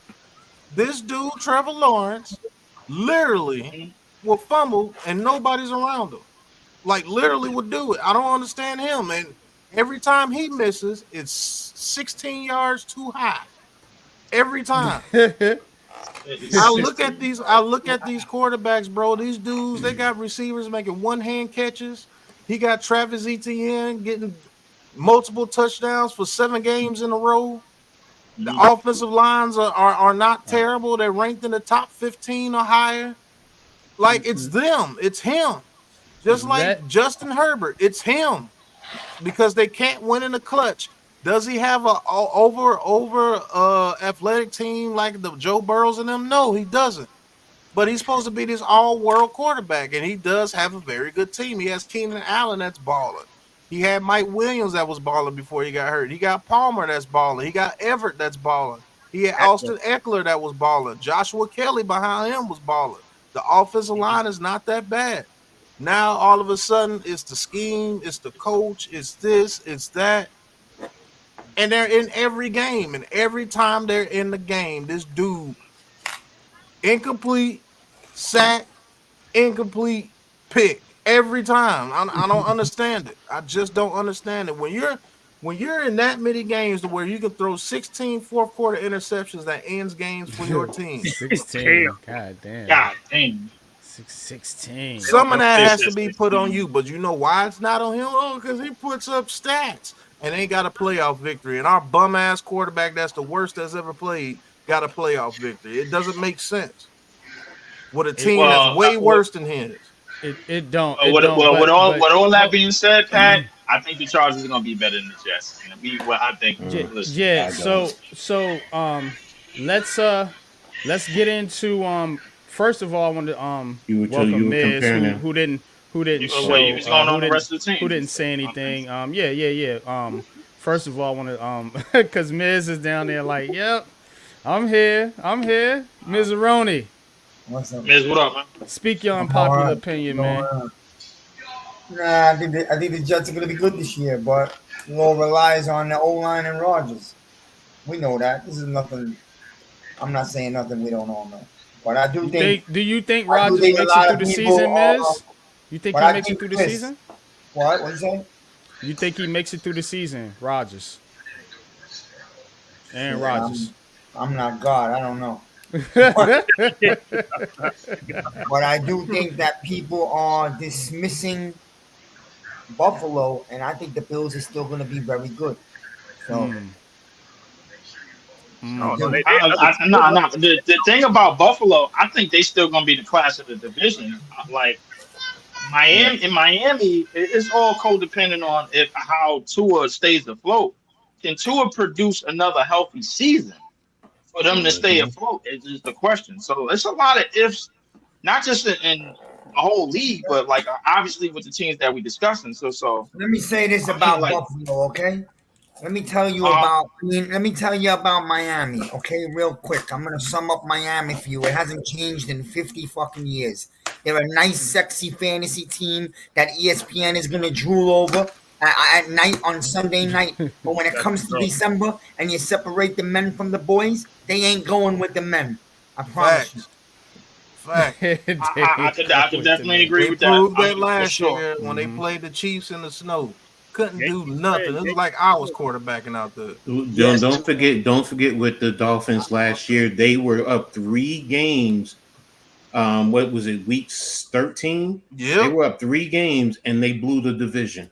Yep, they blew the division because big boy football started. I mean, but we kind of knew that was going to happen. We kind of knew that was going to happen because not just because of their schedule, but because they really a finesse football team. They don't really do anything in the trenches that's really worth speaking of. I see the way that they play, and Miz talked about it. Like they just one of those fantasy football teams. Kind of, they just gonna do it. They just gonna do enough and have enough wins to get into the playoffs. But they're not gonna really make no noise. But yeah, real quick, Yankees win 7-6 in 12 innings. They sweated it out and finally got the job done. So that's good enough for me. It's a 4-game win streak right now. I mean, hey, you're gonna win. You're gonna win some tough ones, and you're gonna lose some. You know what I'm saying? What's the record right now in the American League? You know what's funny? I could go back to when Marino was a Dolphin. It was 64 and 45. I promise you, it was the same thing in the 80s and 90s with Miami. They were flashy, Dan Marino, blah, blah, I don't know, whatever, man. Maybe it wasn't as sexy as today. Maybe they didn't have the greatest receivers in the world. But when it came to the big boy football at the end of the year, they didn't do it. And they could never play in the cold weather. It's been like that historically. Yeah, everything that you just said, but Miz, respectfully, they had Mark Dupin and Clayton back then. Like Dan Marino had an old line. Like it wasn't like he didn't have an old line. They just didn't have a run game. They never had a run game. They just didn't have a run game, and they didn't do none of this stuff. They didn't have a defense neither. They didn't have a defense or a run game. Right. The only they time didn't have they a had defense a or a defense run and a game, run and game, somehow marched to the Super Bowl in that decade. the only time they had a defense and a run game was with the was it the no name defense, and then with Mercury Morris and Larry Zonka when they were they had the real thunder and lightning. Oh, he's talking about 72. Yeah, when they won the Super Bowl, they went My undefeated. pop's favorite team, man. Look But at he Dan adjusted. He Marino. adjusted. Look at Dan Marino and then when they went to play the Jaguars in the playoffs, when the Jaguars first got started, they let the Jaguars put 60 points on them. So I watched that playoff game. Real quick, hilarious. let me get you guys' opinions, unpopular opinions. Y'all hit that like button on a couple teams that I'm watching for. A couple sleeper teams. So I'm giving you kind of a preview of my preview shows. So one of the teams I got in the AFC is the Las Vegas Raiders. And one of the teams I have in the NFC is the Los Angeles Rams. Okay, the Rams are a very good about team. Those two teams? Yeah, the Rams can actually compete in that division. I think they would be number 2 behind the 49ers when it's all said and done. The Rams are the Rams. As long as they're healthy, they got Cooper Kupp, the boy they drafted last year. They got a good offensive line. The Brazilian kid or whatever his name is. I forgot his Puka Nacua. Yeah. The Puka. Yeah, they're a good team. They're not to be slept on. So that's not an unpopular opinion. That's just a great opinion if you know what you're talking about. Now the Raiders, if they take on the attitude of Antonio Pierce and that defense balls that's out, what I'm counting on. Yep. If that defense balls out, the Raiders are going to be a pest in the AFC, and they can get 7 to 8 wins, maybe even 9 if their quarterback actually does something with Gardner Minshew. Right. They can challenge something, but I just don't think they're. And to be honest with you, I think that's really the only team in that division that can beat the Chiefs. I was going to say, is it fair to say that's the second best team in that division? But who's their running game? Their running game, the Raiders. No. I expect myself, my own opinion, I expect the Chargers to be the second best team in that division. Okay. It all depends if that Raiders defense plays, man, because they're pesty on defense. Hey, having a coach makes a difference. Having a coach makes a difference. Now, I respect Harbaugh. That's why I said what I said earlier. I think the Chargers are going to be a much better team this year. But we all know on this panel, maybe not Leaf, but Leaf, you've been in New York. You've been in the area. We all know about Antonio Pierce. You know what I'm saying? What kind of leader he is. You know what I'm saying? So we all know what kind of leader that man is, bro. And when you can get Devontae Adams to calm down, because that dude was ready to get the fuck out of there, bro. I don't care what nobody say. He was done with his life. His career has been in shambles ever since he left us, bro. Like, to be honest with you, as good as he is, but I always thought he was a remarkable Antonio Pierce has him back in the fold. You know what I'm saying? Back committed to the Raiders, man. That's big time, man. And you got guys like Max Crosby speaking up for him, man. And look, they had options. They didn't have to retain Antonio Pierce. You know, they could have went out and spent money on a big name head coach or something like that. Yeah, but they bought back. It would have been.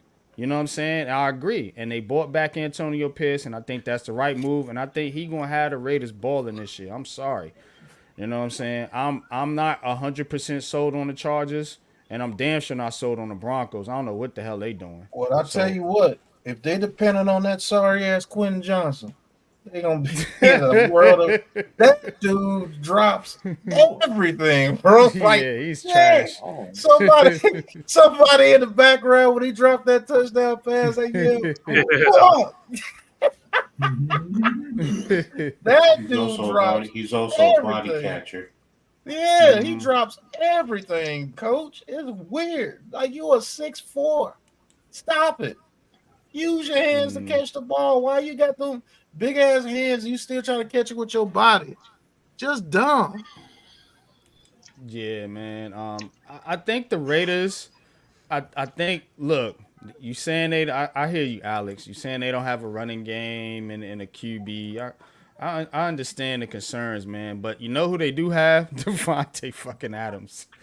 So that's exactly that. Yeah, they're gonna score some points. They're going to score some yeah, points, yeah. bro. Well, I Yeah, don't know. that it is what it is. I think It might not be no y'all juggernaut sleep. offense, but Y'all they're going sleep. to. Hold on. Y'all sleep. They got Aiden who O'Connell at else they quarter. got? They got Jacoby Hold on, Myers hold too. on, Yeah. Hold on. Gardner Minshew's gonna eventually start over Aiden O'Connell. I'm sorry, that dude's trash. Mhm. Zamir White is not bad. Zamir White is actually Mhm. decent. Then Alexander Madison to back him up, who's decent. You got Devontae Adams, Jacoby Myers. Both of them are nice. Yup. You got Brock Bowers that they drafted. Nice. Mark Mayer. Yep, And Michael Mayer Ooh. and Harrison Bryant. They got a three monster at Mm. tight end.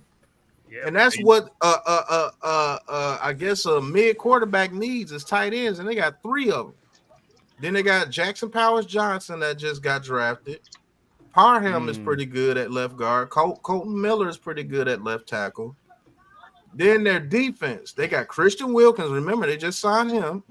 John Jenkins, Max Crosby, Malcolm Coots, who's pretty damn good. Tyree Wilson to back them up. That Spillane dude at middle linebacker is pretty good. Devon Diablo is pretty good. Jack Jones is a good corner. Trevor Morig is a decent safety. Marcus Epps is a decent safety. Nate Hobbs is a good corner. And they got him at the nickel corner. They're not as bad as you think. But they lost their O-line coach and they lost 2 offensive linemen. So that's their problem is on offense. Listen, their problem is on offense. But if they got a decent quarterback and Gardner Minshew was decent, he could get the ball to Devontae Adams, Jacoby Myers, and Brock Bowers. Yeah, okay, keep sleeping on them. And they take that attitude of Antonio Pierce and don't give up. I'm thinking that's what they're going. I'm telling you. If they take that attitude of Antonio Pierce and don't give up, they're gonna lead the league in goddamn penalties like they always have. It don't matter. It don't matter if they're getting turnovers and you going 3 and out. Bro, but they gotta put up points at the end damn of near scored 60 points on the Chargers. 988. That ain't gonna happen. 988. That's not gonna happen again. Leaf. I love you, brother, but we got to get back to the purpose of the show. We're supposed to be doing the basketball. We done wave it all the way off. And you blaming me for that segment? You come in with this Green Bay propaganda. All of this. I didn't come here with propaganda. I came in here with a hat. That was NYG. I wanted to lighten up the show from, talking about Lou the started Giants, shooting at me right from the door. He was like, "Wait, hold up, bro." The Giants conversation, makes people want to fight these days. Lou, so man. I was trying to lighten up the conversation by talking about some other teams that we don't All really I know have is no that if you sleep stake. on the Raiders, you're gonna get beat. That's all I'm gonna tell you. Well, I'm snoring on them. So until that happened. Yeah, when but they starting off the season 5-3 or 5-2, you're like, damn, Pat was right. But we are gonna move it along. They gonna lose. We're gonna get into. I want to get into the U.S. basketball. I don't know if you guys been keeping up with the U.S. basketball men's team. And You said they lost? Good Lord. Nah, they didn't lose. They beat dunked on somebody earlier. That shit was crazy. They beat Serbia. They beat Serbia 110-84. They totally kicked their ass once they really. Oh, they gonna win it then, because Serbia is probably the best competition they got. There should no, be Canada is. representative of America. I think it's Canada. Canada and France. I think it's France. France had trouble today against Japan. If Japan did not give up that 4-point play with 10 seconds left, if they had to just let him shoot the 3, they would have won that game. Japan and Rui Hachimura got ejected early in the game. So If I was president of the United States after opening night of the Olympics, I'd have sent every American player back home. That's all I got to say about the Olympics. That's all I got to say about that. Let me tell you something. I don't even know Japan had I don't know what if you work hard for training to go for a gold medal, you're gonna look at the president like, what? I don't give a damn. I don't give a damn what you say. To go and partake in Nope. something that Nope. ungodly and call ourselves a Christian nation. Sorry, can't No, it's about the competition. I'm not even getting into the politics and the religious shit. I'm talking about the competition. You're competing against the rest of the world to see who has the best athletes. Period. That's all it's about. I gotta compete with that. I'm good. Yeah, that's all it's about. But 'Cause I can tell you, these cat, and don't forget, a lot of these athletes, they have regular jobs. They're not NBA players or big athletes. They have regular jobs. They barely get paid. They go over there to represent the country. So it's a little bit different. I get what you're saying in terms of the political spectrum. Pride thing. No, it ain't even political for me. It's spiritual for me. Or spiritual. I can no longer endorse a place that I'm a wrong show. Okay, no, fine. All right, let's get back to sports. So yeah, no, I don't want to get canceled. But yeah, no, France. Oh, and by the way, I think not even monetized yet. Let me get monetized before I get canceled. Here's also the play of the game. One of Japan's player, Rudy Gobert, had a dunk, two-handed dunk that he was going up for, and this Japanese player came from out of nowhere and blocked it right at the rim. Yeah, because Rudy Gobert is trash, man.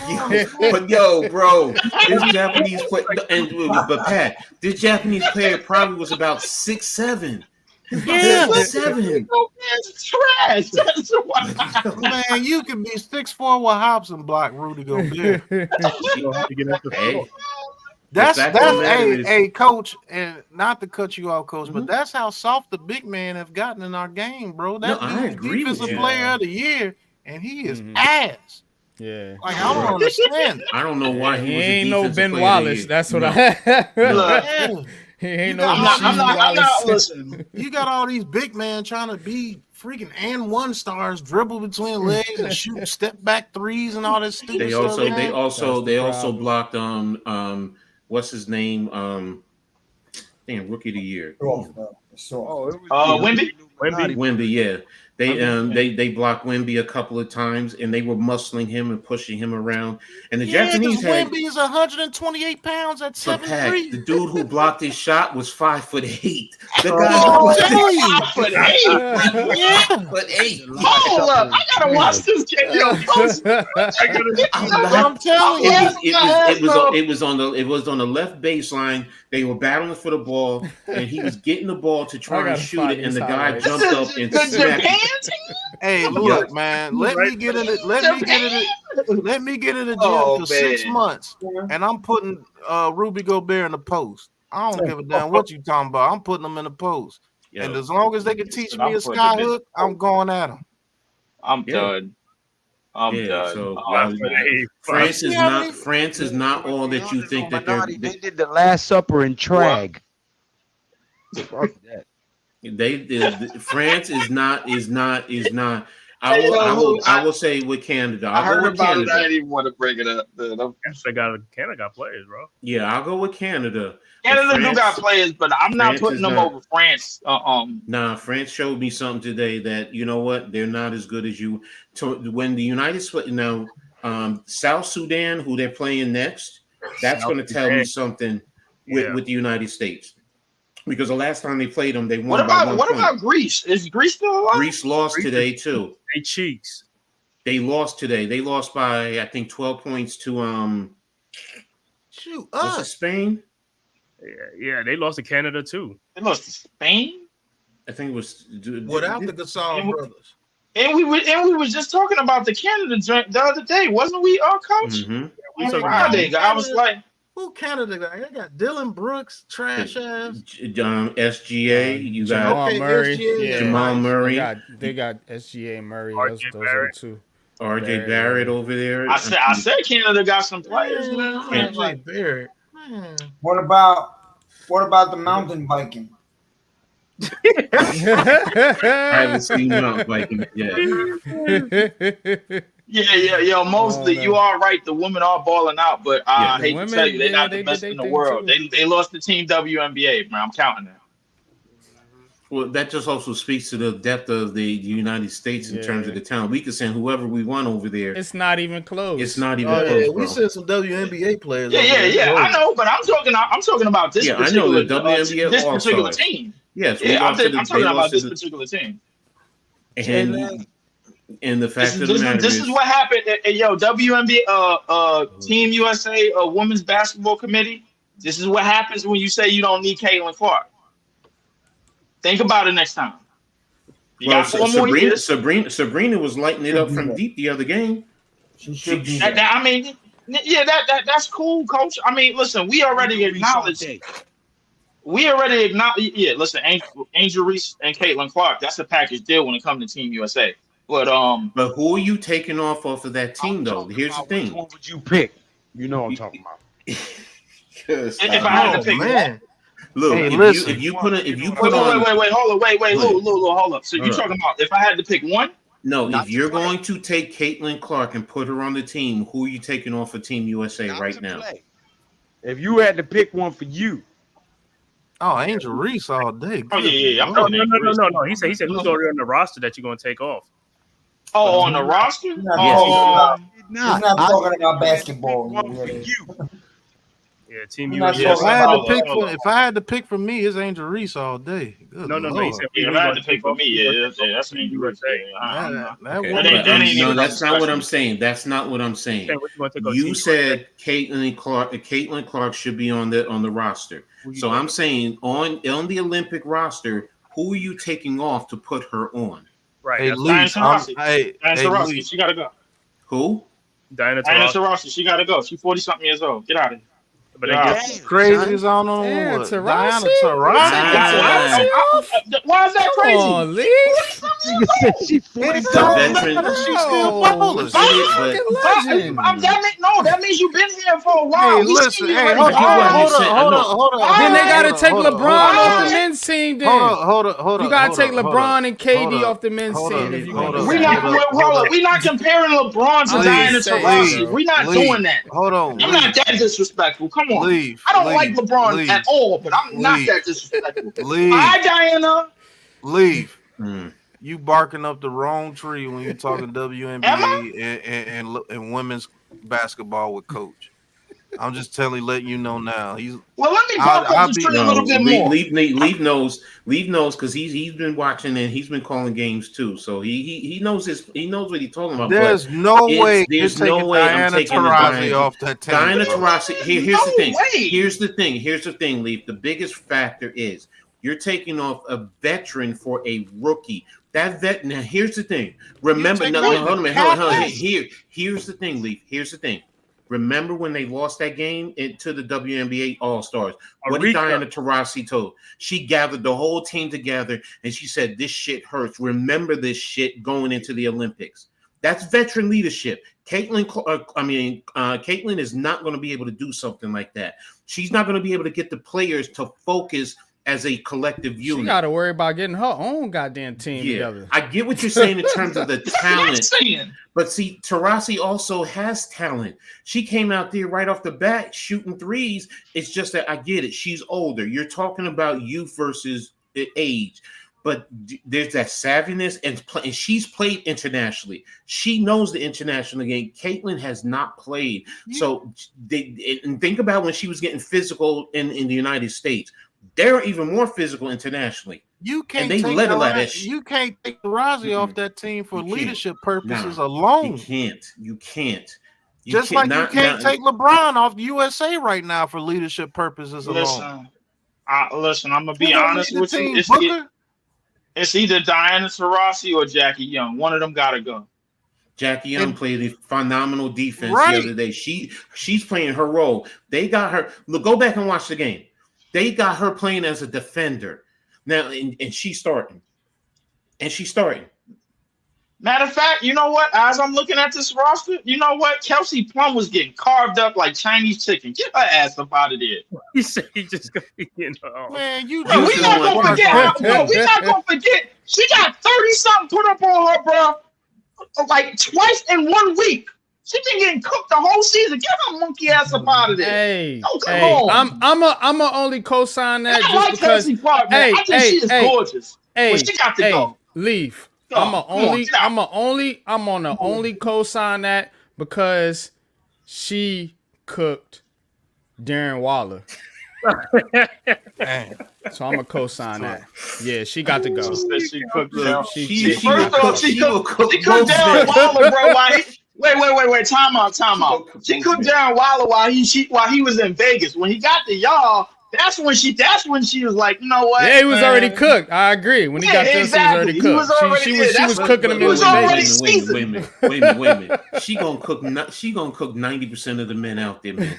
She really is. She gonna cook 90% of the men. That's fine. That's fine. But listen, you know what? As long as I could be in the 10%, that's cool. But as far as that roster goes, her ass could go. Now y'all made good cases for Diana Taurasi. You made a good case for Jackie Young. Her monkey ass out of here. I get where you're going with that. It's just that Caitlin Clark, I can't put her over a lot. See, the thing is, you're pulling veteran players who have international experience, and for her, and the thing that I'm concerned with is she would be a rookie coming out there to play in the big lights. Now, if you want to say get her prepped for the international game, yes, but to throw her out there internationally, what I'm saying is for these next 4 years, get her prepped into the international game with the prep for the Americas, things of that nature, and then the World Cup. Get her ready for it. That's a different story. But just right off the bat, internationally for the Olympics, I don't know. I mean, hell, they've been sitting Jewel Lloyd. They were sitting Jewel Lloyd for a good percentage, and we know Jewel is a baller. Yeah, Lloyd is a baller. And Jewel was sitting, and so was Kalia Copper. So it's like, hey, coach, you know what? I'm gonna stop this conversation right here by saying something is wrong with that committee when Enrique got left off that team. That's another point. So it's like Enrique was only because she's on the losing team. And I said it, I've been said it. Enrique should be on there. Hell, if you want to sit here, as much as I love her to death, but you want to take Sab off and put on Enrique, I would be cool with that. Because if that's going to get us the gold medal, Enrique is she can hit all levels. And I'm not saying Sab is a bad player. Sab is a hell of a player. But Enrique. I mean, Enrique is. Because I'm saying to myself, well, damn, how can Enrique not be on there? But Satu Sabli is on Germany's team. You know what? And not Carmela, only that, I assume Cardosa. Carmela. She would be Brazil. She would be on Brazil, not the United States. She's on Brazil. She's not on our team. She's not on our team. I don't give a damn. I mean, was she ain't getting a green card to play over here, bro? Like, come on, we done tried this shit already, bro. They let Embiid play. Shit, he African. Yeah, I understand that, and that was a big mistake. Like, we need to get his ass. Let's not go there. Yeah, that was a big mistake. Big mistake. He need to sit on the bench. He need to sit on the bench, man. He need to prepare for the Sixers regular season. That's what he need to do. He don't need to be out here. That's a different story. Yeah, I agree with that. You could tell he's still hurt, or something. But now here's the other factor though. The international game is much faster than the NBA game, and I didn't even realize the court is even smaller. I was just like, wait a minute, the court is smaller. I knew about the 3-point line, but the court baseline, the baseline is 92 feet compared to 94 feet. I'm like, right. Well, so that takes him. Jokic is used to it, but him, I was just like, yo, Mo, he doesn't need to be out there. He doesn't. Let him sit on the bench. Let him sit on the bench. This program to bring you an important update. Hit that subscribe button and don't be a ninja watch all your life, man. Your boy Unpopular Opinion Sports bring you the heat with Heart of the City every Tuesday night. And y'all be watching from the Shadow Realm and ain't even got a DC to hit that subscribe button. You heard? Don't be a daggone scumbag. It costs you nothing to push that button. Hit that subscribe. You heard? Yeah. And with that, gentlemen, I have to leave. Yeah, me too. Nice man. talking to y'all. Let me get some rest Of course, for Pat, tomorrow. man. Appreciate it, man. Sub up the Pat too, man. On a big cut. Sports talk. And sub up to Man-Cave. If you're live on his channel, sub up to Man-Cave. Let's get him monetized. We're gonna get NYG Popular Opinion Sports monetized. Miz, when he actually does a video, we can get him monetized. I just got monetized. I just added moderators on my page. Just maybe like 2 nights ago. And you just got monetized, and you can't. You're not monetized, Leaf. No. You got over 5. You got over 5 already. No, he's talking about not over 5. I got moderators. I got moderators already. Oh, moderators. Oh yeah, okay. No, I was gonna say that's why he ain't monetized. I got monetized. I was like, you get monetized already? Hi, now. Nah. Well, hey, listen, it could be worse. I could be talking about the Giants and be where y'all at, man. But I mean, but we beat you. That's the point. We beat you. Well, no. The Giants beat the. Hold on, wait. Time out. The Giants beat the Packers. You don't even make Packers content. Coach, Maybe if you made some Packers content. Did it the past 2 years. What do you mean? Once upon a time, back to back, sir. Drake, back to back. We beat you back to back. Pat, you gonna keep laying on that, man? Them 2 regular season wins, bro. Like just cause I understand it. Look at me, man. It's cool. I don't want it's to cool. cheesehead business ever again. Not even when y'all winning, because you still ain't gonna win. NYG's right. You can talk about us all you want. We beat you. I don't really have nothing. Listen, I don't really have nothing bad to say about you. I'm just saying. We want you. That's what we saying to you. You don't have nothing bad to say, but then you make a comment. I don't have nothing bad. No. Leave. I never had nothing bad to say about the Giants. You know that. I've been in here plenty of times. Leave. You don't have nothing bad to say, but then that last comment, but I could be like that, like you guys with the Giants. I know. That's nothing bad to say. Come on, bro. Cut the bullshit. Yeah. You just said that. Yeah. You just said that when you talk about monetization. You said, I could be like you guys with the Giants. He throwing subliminals, man. Leave. Man, listen, I know that. First off, that wasn't a shot. That was just what he said to me. He said to me. I'm gonna leave he said y'all to with me this. that, yo, you see why you ain't doing it? Because you root for the Packers. I'm like, it could be worse. I could be rooting for the Giants. I'm gonna leave Leaf with this. You said it to me. Come on. I'm gonna leave Leaf with this. I don't care how bad the New York Giants are. I don't care how bad the New York Giants are. We gonna kick y'all ass.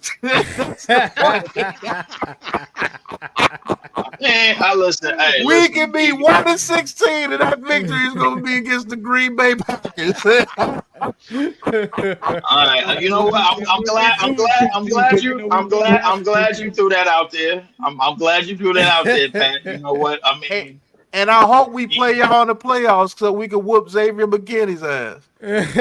Facts. Well, that's not gonna happen. We so trash. Y'all excited to get our players and pay them 20-something million in the first year. One of our trash players so bad. K, hit that subscribe button for Unpopular Opinion Sports. Irvin K. No, Pat got a lot of ammunition off these last 2 funky ass wins that he got. Leaf, I got one question for you, Leaf. Are you gonna go to the draft this year? Is in Green Bay? That's in Hell yeah, you better go to the draft because I want to see him so we can laugh at him after we beat him. You going? Yeah, we're gonna be there, bro. You need to come out. Yeah, for real. You know what? I'm trying to get some tickets to get out there. No. Listen, you don't need tickets. You don't need tickets to the draft. Call NYG. That's who we all use. He's our travel agent. Mm-hmm.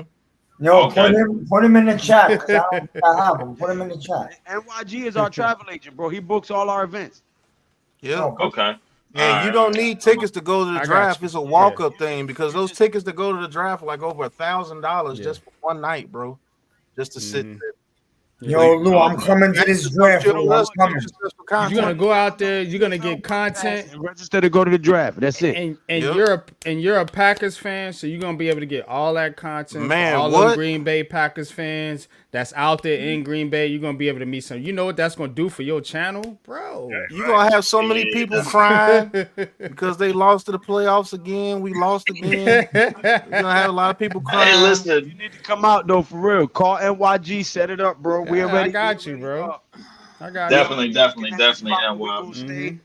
He been getting prices and And shit. It's you gonna affordable. come out there? And we don't stay in no shitty spots. Neither. Yeah. He come Man, out. you gonna come out there, you already gonna know some people No you know, road bro. smokes. So we all gonna go to the draft and get content together, bro. Just know there's no airport in Green Bay.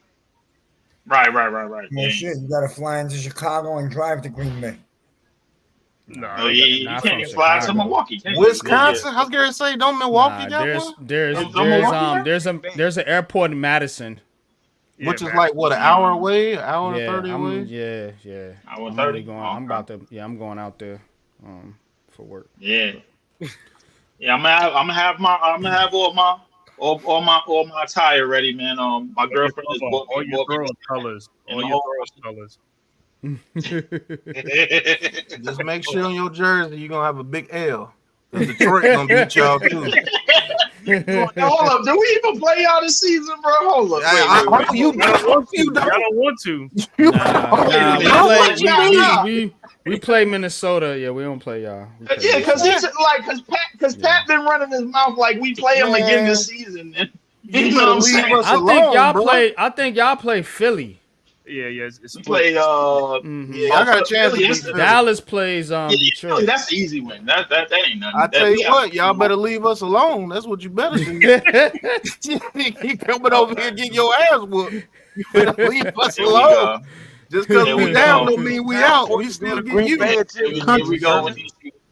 Like you got Pat over here co-signing these chip shit ass victories that he got in the last 2 years, man. But I you gotta can't deal. be on the stream talking noise about a team that you can't beat. That doesn't make sense. I didn't say anything bad about the Giants at all. Like this all started because it ain't adding up though. Yeah, you came on the stream talking about, oh, you don't want no problems with our quarterbacks. We done had quarterbacks for 30 years. That's not what I said. Every last one of your quarterbacks ass. No, hold up. That's not what I said. Let's rewind the tape. I came in very calm and collected, man. Everybody was going on. And I calmly told you we put foot to y'all ass. That's what I calmly said.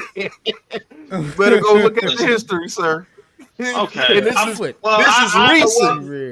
The history reads in total 34-28 in favor of the Packers. So I mean, ain't nothing more I can really say, man. All jokes aside, though, get in touch with NYG. Make it happen, man. Come out there and join us in the draft, bro. And you see how we having fun right now? That's what it's gonna be at the draft, and you're gonna be able to get some dope content for your channel, bro. You already know. Definitely. You know what I'm saying? And I will be in Brooklyn to catch a Nets game sometime this season.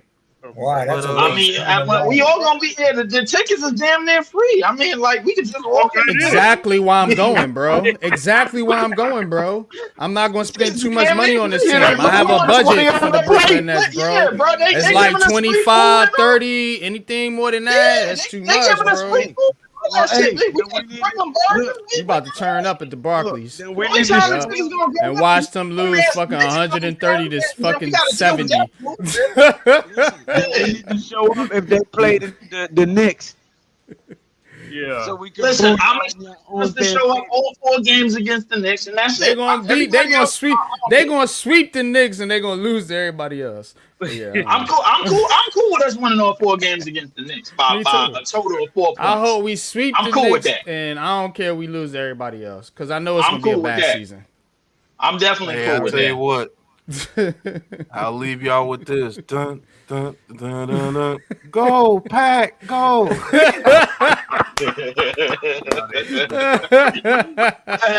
We beat y'all Lambeau Field, MetLife, Giant Stadium, Old Lambeau. London, we beat them in London. They leave in the stadium. They leave in the stadium talking about no Pack, no. Wait, hold on. No. Pat, here's the thing about it, Pat. Y'all did all of that winning, and we still got y'all 34-28. It don't matter. Like, everybody takes turns whooping y'all ass. Because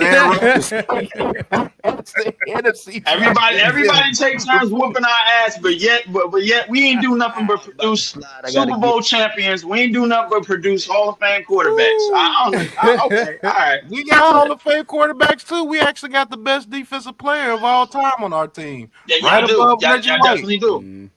Reggie White is right there behind him. Yeah, salute to Reggie White. I ain't gonna Ain't hold you. no argue with that. Salute RIP to Reggie White. To But the we good will man. say Reggie White was an Eagle before. Even though he was, I was gonna say, even though he was an Eagle first. Okay, Y'all That's your son. see, Hey, hold your up, wait, son look like he ready to hit y'all somebody. co-signing the Eagles, though. Hold up. So the fact that he just co-signed the Eagles, bro, a team in his own division that he don't mess with, I'm bro. not Like, co-signing anybody. I'm Yeah, hell glad nah. he left Co-signing, the man. Eagles to go play Yeah. for y'all. I'm Get glad your he ass out of did. here, That's Reggie. why I respect him. If he would have When they stayed had with the Eagles, I who was- wouldn't hey, respect coach, him.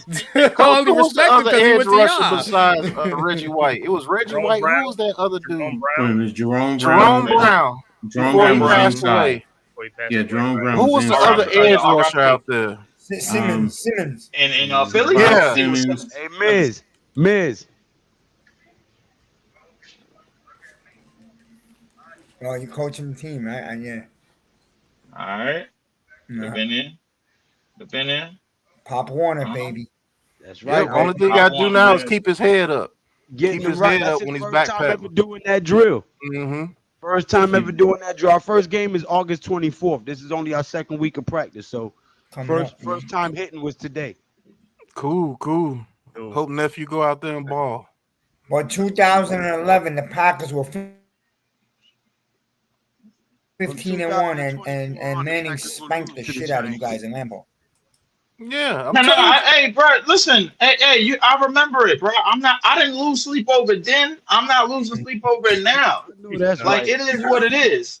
Like the year that we were supposed to beat y'all last, the year that we won the Super Bowl, y'all managed to blow the damn division against Mike Vick and the Philadelphia Eagles. But that's not that's all in the past. That's the Plax thing. That's the Plax thing.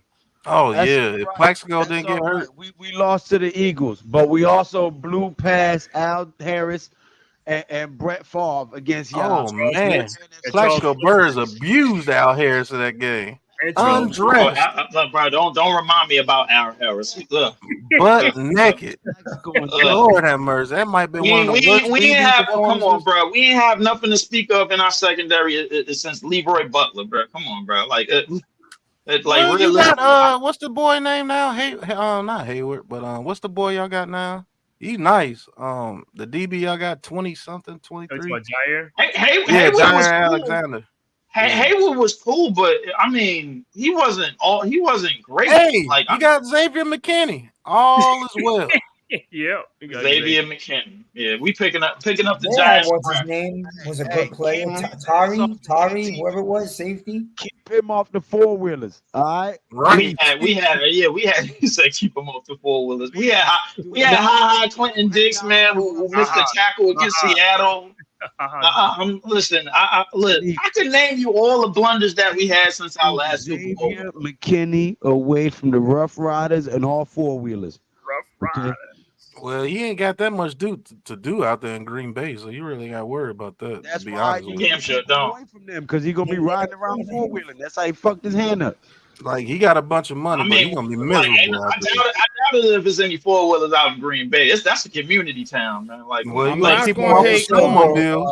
It's still a good I'm not football going. city. I'm not It's a going to good hate football on city. Xavier McKinney for going to the Packers. Oh no, we ain't hit him. Oh hell For no! He got- Saquon Barkley. Right. Fuck you, Barkley.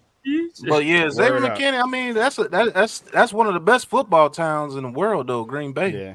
That's all they I'm do. not is mad about at Green football. Bay. Green Bay defense, y'all have my utmost permission to beat the shit out of Barkley when y'all play the Eagles. Right. Knock his fucking visor off. he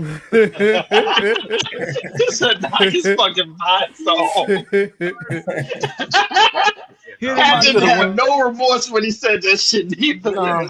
Because you went to the Eagles. You could have went to any other team that was Facts. willing to give you some money, but you went to the I Eagles. didn't like seeing that today. See him over there in the Eagle uniform. I didn't like it. Man, y'all ain't that mad. He could have went to the Commanders, man. Y'all would have been all right, man. Come on. Yeah, because we always whoop the Commanders. Yeah, Commanders are irrelevant. Went to the stinking Seagulls, To the Eagles. the lice-infested pigeons of the sea.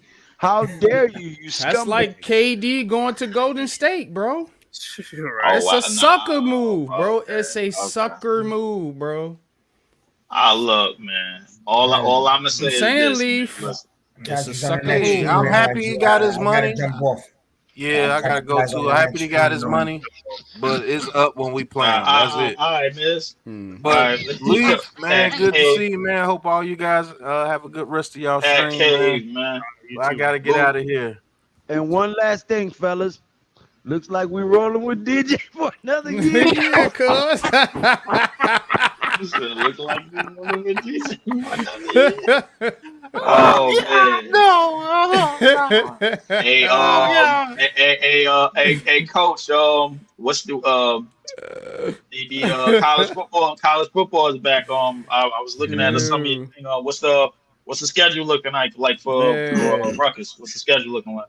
I'm gonna go over all that and I'll do a quick coach's corner. I'll go over all that. We're gonna transition right now. Good convo, man. I'm glad we got to lighten up the mood a little bit. Yeah, definitely. And not Yeah, y'all brought me up in here. You got me up in here, man. Talking football, man. I love it, bro. Yeah, man, y'all got the last 2 wins. Pat, Pat swolled up a little bit. You talk football, man. I love it. Coach. This is my Bible. Coach. This is my Bible. Okay. Feel still college football preview 24, but it covers every conference in FBS. So it doesn't matter if it's the Sun Belt, if it's the SEC, it covers everything. They talk about the transfers. They talk about players going out. They give you stats.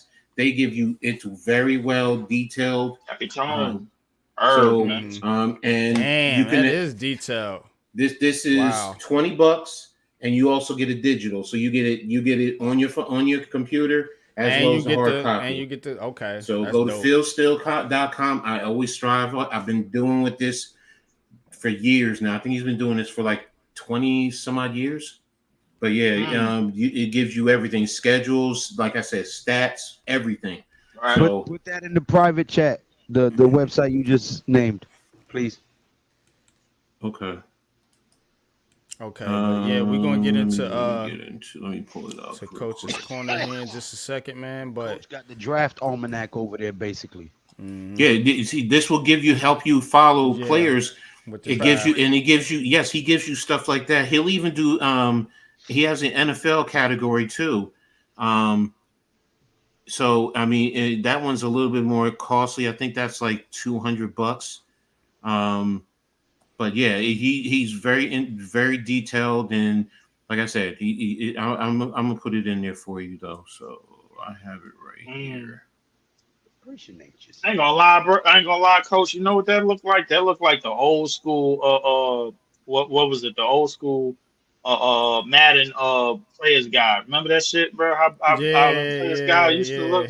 But for Madden, when you got the game, and then college football used to have. You had a guy, go through the plays and shit. It's already in there. NCAA 24. I'm messing with the 25 is. That joint that just came out. I'm messing with it, man. But I just gotta get my recruiting and everything down packed, man. I'm getting into it because I can play fighting games all day, but I gotta get back into like the groove of playing a football game because I play Madden here and there, but I mean when I'm playing a football game, I gotta be potent. Everything I gotta know like my schemes and everything, all my audibles. Get everything correct, especially on defense. I was playing online. Kid have put up like 40 on me in a half. I was like, oh shit. Man, them kids, man, you go online, bro. Like I have to practice offline first before I go online because you go online and you jump right into it, man. Online, you just run right into the line. They sit in the basement and play for hours. Yeah. They're like they're basically like coaches on the game. They know everything. Like it's crazy. So the one thing that they did do this year, these suckers is they added a lot of the read option plays and a lot of the ISO plays and everything. A lot of the schemes that they run in college, just offensively, like they got a lot of Boise State type shit up in there. I ain't gonna lie to you. Like this just that's plays I out used there. to play with when I played it, man. The last time I played it, and 2014. That's the last game that came out. Yeah. I was playing with Nebraska. I used to roll with Nebraska, yo. Hey, Lee, you What's ain't up? subscribed to G Nation, man. Used to roll with I Nebraska. did subscribe to G Nation. Yeah. Bro. Hold up. Where my phone at? No. I subscribe to G Nation. Don't play around, bro. I get all y'all shit. I get all of y'all shit early. It's just I'm subscribed to G Nation, Hat, and NYG, and Coach, because that's how I get Coach shit early too. Because Coach team, I see coaches. I don't be seeing my you phone. I in step my right comments, in. dog. I don't be seeing you in my comments, though. I don't think. Nah, but I'm definitely Go subscribed. ahead, I'm Lou. Lou, you know I'm subscribed to you. Come on, stop that. Subscribe This to dude right here, Lou, subscribe to trolling, Ian man. subscribe to me. He's Hold up, Lou. trolling. Is you subscribe to me He's though? trolling, right? Did you He's trolling. Is you subscribe to my page though? Yeah, I'll share my screen. he's gonna subscribe right now. No, You gonna subscribe? I'm not subscribed I right ain't now. see you up there, Lou. Hold on, Lou, bro. you on some shit. You gotta watch them. I ain't see you, bro. Lou. I gotta watch you, Lou. You gotta pay attention to Lou. You gotta pay attention. Lou don't pull a fast one, bro. Yeah. I'm watching you, Lou. Yeah, you know I'm they watching slick, you, man. Y'all dirty. Yeah, who's my college team? I don't really have a college team. Oh, man. Not in basketball or football. I don't. Yeah, like I'm kind of a fan of conferences. I was still a big fan of the Big East Conference in basketball. Even when in the last days. But I guess the ACC that took over now. Oh yeah, there you go with Coach, man. Like you know he put that R up. It's the R. That R don't stand for R. Kelly neither, bro. Like that's the R right there. Come on, man. Why you gotta say that man name? Jesus. Oh man, y'all trying to get me canceled. We need to go to Coach's Corner. We're trying to get Rob, what's good? Salute, man. Big fan, Breezy.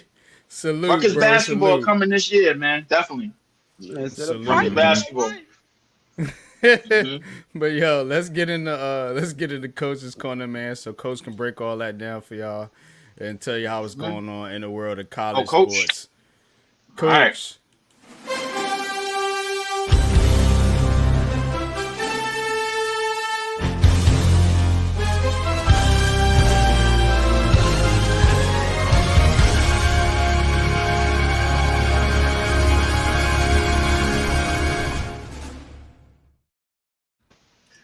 All right, man. I appreciate everyone for being here with another Coach's Corner. Going to go through some things real quickly. One of the questions was in terms of Rutgers football schedule. Rutgers starts their season August 29th. They host Howard.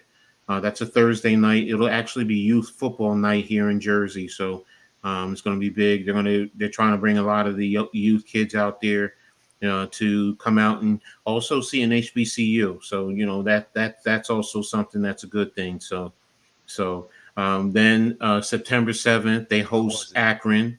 That's called Our Community Night. So that the Howard game is a 6 o'clock kickoff. The Akron game is a 12 o'clock kickoff on a Saturday. Then they have a bye, and then September 21st is their real first test of the season. They go down to Blacksburg to take on Virginia Tech, who many are projecting to be ranked in the top 25 by then. There's no data, no time, but it's going to be a Saturday, and more than likely, it's going to be both teams go in there undefeated. It's going to be a evening game. So then the following week, they have a Friday night game where they host Washington University. That's an 8 o'clock kickoff. That's a black. So anybody who goes, wear black. So Rutgers will be out in their all black uniform. So definitely it's going to be an exciting game. It's going to be a big test for Rutgers, their first Big Ten game of the season. So looking forward to that. October 5th, the next game, they're traveling out to Nebraska. So it's going to be a Saturday. No time right now. Most of these, if they have a date or time, I'll give you the date or time. I mean, if they have the time, I'll give you the time. But Nebraska doesn't have a time. The following week, they come home and they're hosting Wisconsin. That's called the Scarlet Out game. So everyone wears the normal scarlet. Then the following week, they host home. It's a homecoming game, and they host UCLA. So the first LA team that they play in the college era. And then the following week on the 25th, they head out to USC for another Friday night game. It's an 11 o'clock East kickoff. So it's 8 o'clock on the West Coast, 11 o'clock here. So it's going to be a big test for Rutgers in reference to that game. Then it's November 9th, Military Appreciation Night. They host Minnesota. November 16th, they're down in Maryland for their normal. That's the one school that they will always play every year. Then November 23rd, Senior Day, and thanking the fans, they host Illinois. And then November 30th, to close out the season, they travel to Michigan State. So that's their regular season football schedule for Rutgers University. One of the things also that just was released is their in terms of men's basketball. You were just talking about it, Leaf, and they just released their out of conference games. Let me see. I just had it. Damn it. Where did I put it? Shoot, Edward. You always do that.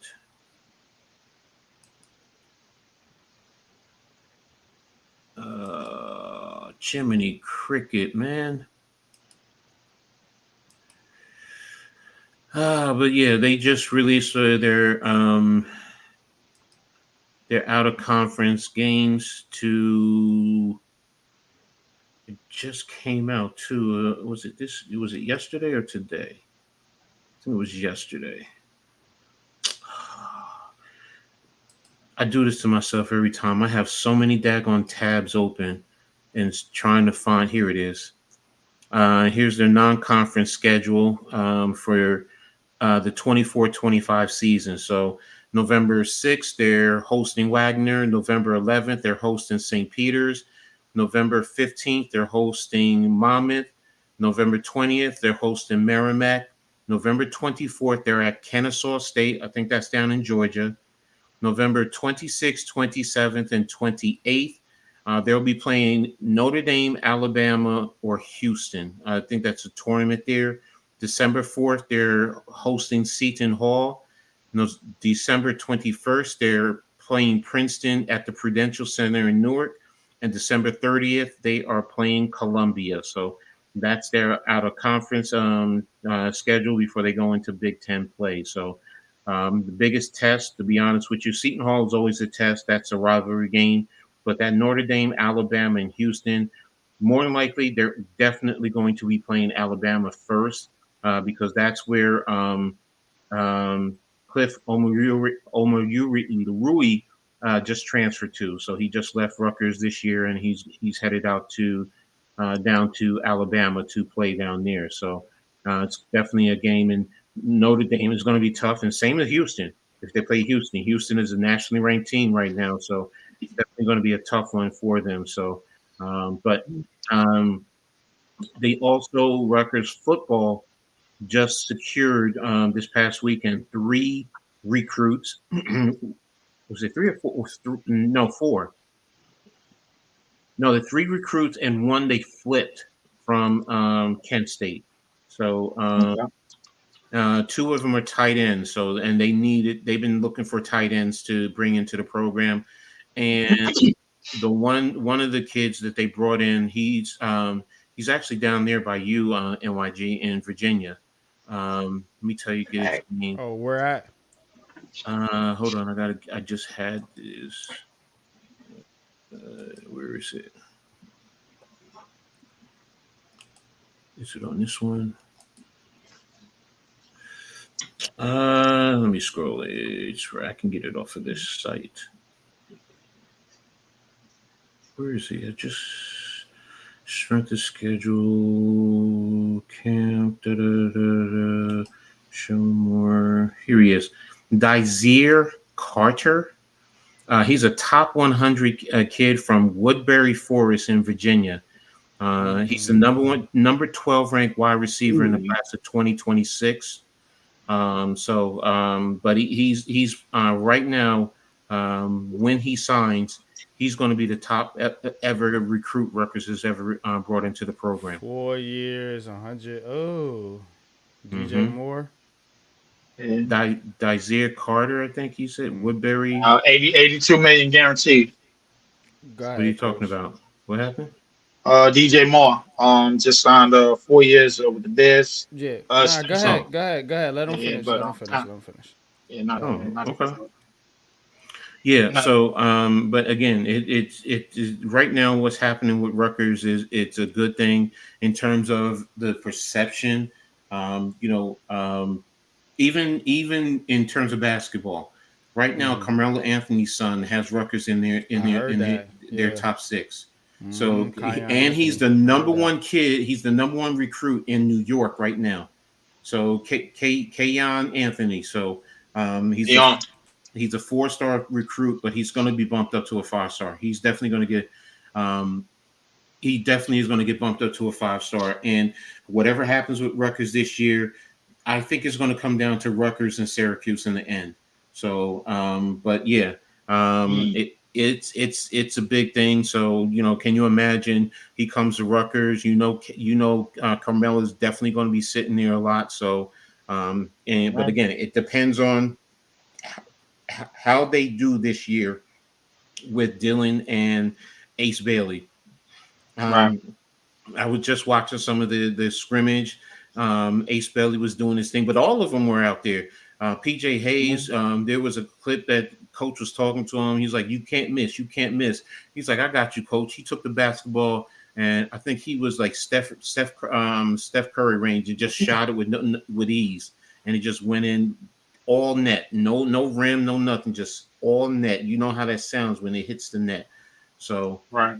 That was a beautiful thing, and I hear this often in terms of the scrimmages. They're shooting a lot of threes, and they're making a lot of threes. Even Ace Bailey is shooting a lot of threes, so that's definitely going to help his game. But he's always been a 3-level scorer, so a phenomenal player. But definitely pleased with that. And again, the recruiting and the perception of Rutgers is changing.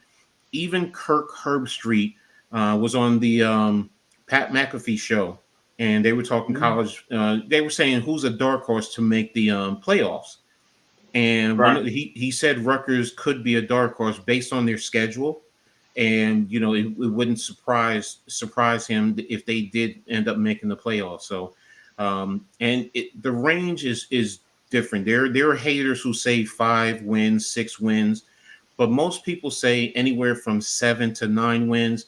And then I've seen a couple where it's a 10, and one publication had Rutgers 11-1, where I was just like, oh my goodness, if that was true, they would definitely be ranked. And basically that means you're beating some decent teams. Now, outside of the first 2, every other game is a hit or miss. Though I'll be honest with you, they're evenly matched in a sense with everyone, even Washington and USC and UCLA.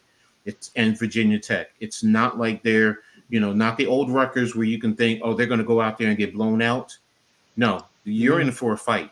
You're definitely in for a fight whenever you play Rutgers football, especially going up against a Greg Schiano football team. So that's one of the good things that I definitely like. A lot of players are getting recognized. Carl Monangai is on the Maxwell Award list, which is one of the top awards program. It's like right underneath the Heisman. And we have Austin Riggs, who's a long snapper, and he's on the Manley Award watch list for the top long snapper in college football. So Rutgers program is definitely stepping up. Even the women's, I just saw, I forgot to say, did I save it? Wait a minute. I might have bookmarked it. Hold on. Let me just double check to see if I bookmarked it. Bookmarks. Did I? There was one that was about. Yeah, I got Kayon Anthony's son, who's number 1 in New York, and the knockout. I didn't save it. because there was a highly ranked recruit in the women's game who actually has Rutgers in her top four or five. So Rutgers women. So that's a good thing. Coach Coquise is doing a good job over there in terms of recruiting. So definitely stoked to see what's going on there. Training camp just started for Rutgers. They came in on Sunday and they were already on the field on Monday. So Coach Yano said that he's definitely happy with what's happening. It's still going to be contingent about the quarterback, but if the running game and the defense plays to potential, it's a heavy senior laden team on a 2D. So that speaks volumes, and the young kids who are behind them are talented. They are highly, highly talented. So they're going to be able to learn from the veterans. And then out of this group, and Shiano said he's expecting a lot of these kids to get into the NFL and play. He said just like in 06, he's like that roster was full of future NFL players, which he was right. So and if you could do the same thing with this year coming up, the sky's the limit with this program, especially playing in the Big Ten. For all those people who want to talk bad about Rutgers is officially a Big Ten program. Teams do not want to play Rutgers because, number one, they're physical. Their offensive line is tough. Right now, their left side of their offensive line from center to the left tackle is solidified, and they're at least on honorable mention watch in the Big Ten. So, it's a good thing in terms of that. Of course, running back, they can go at least 4 to 5 deep. Also, right now, the thought is the wide receiver. There's a lot of wide receiver depth. Amir Miller, who was a All-American at Monmouth at the FCS level, he was the number 1 receiver at the FCS level. So he transferred to Rutgers. Nyseem Brantley, who came over from last year, he came over from Western Illinois. He would have played last year, but the NCAA wouldn't have let him play. But during the spring game, he was out there balling. So, Coach, has there ever been a player that went to the NBA out of Rutgers? You mean drafted? Yeah, there's been plenty of players from Rutgers that have played in the NBA. Are you talking about like as a freshman, Breezy? If you're talking about freshman, no. But if you're talking about, I can go back to in the 80s, James Bailey. James Bailey was a top player at Rutgers, and he had a very good career. I think he played for the Knicks. I think he played for, was it Knicks or the Nets? James Bailey, I think he played for the Seattle Supersonics. He played for the Sonics. I think he played for the Lakers. I think he played for the Knicks or the Nets. I can't remember one of the New York teams. I thought he played for.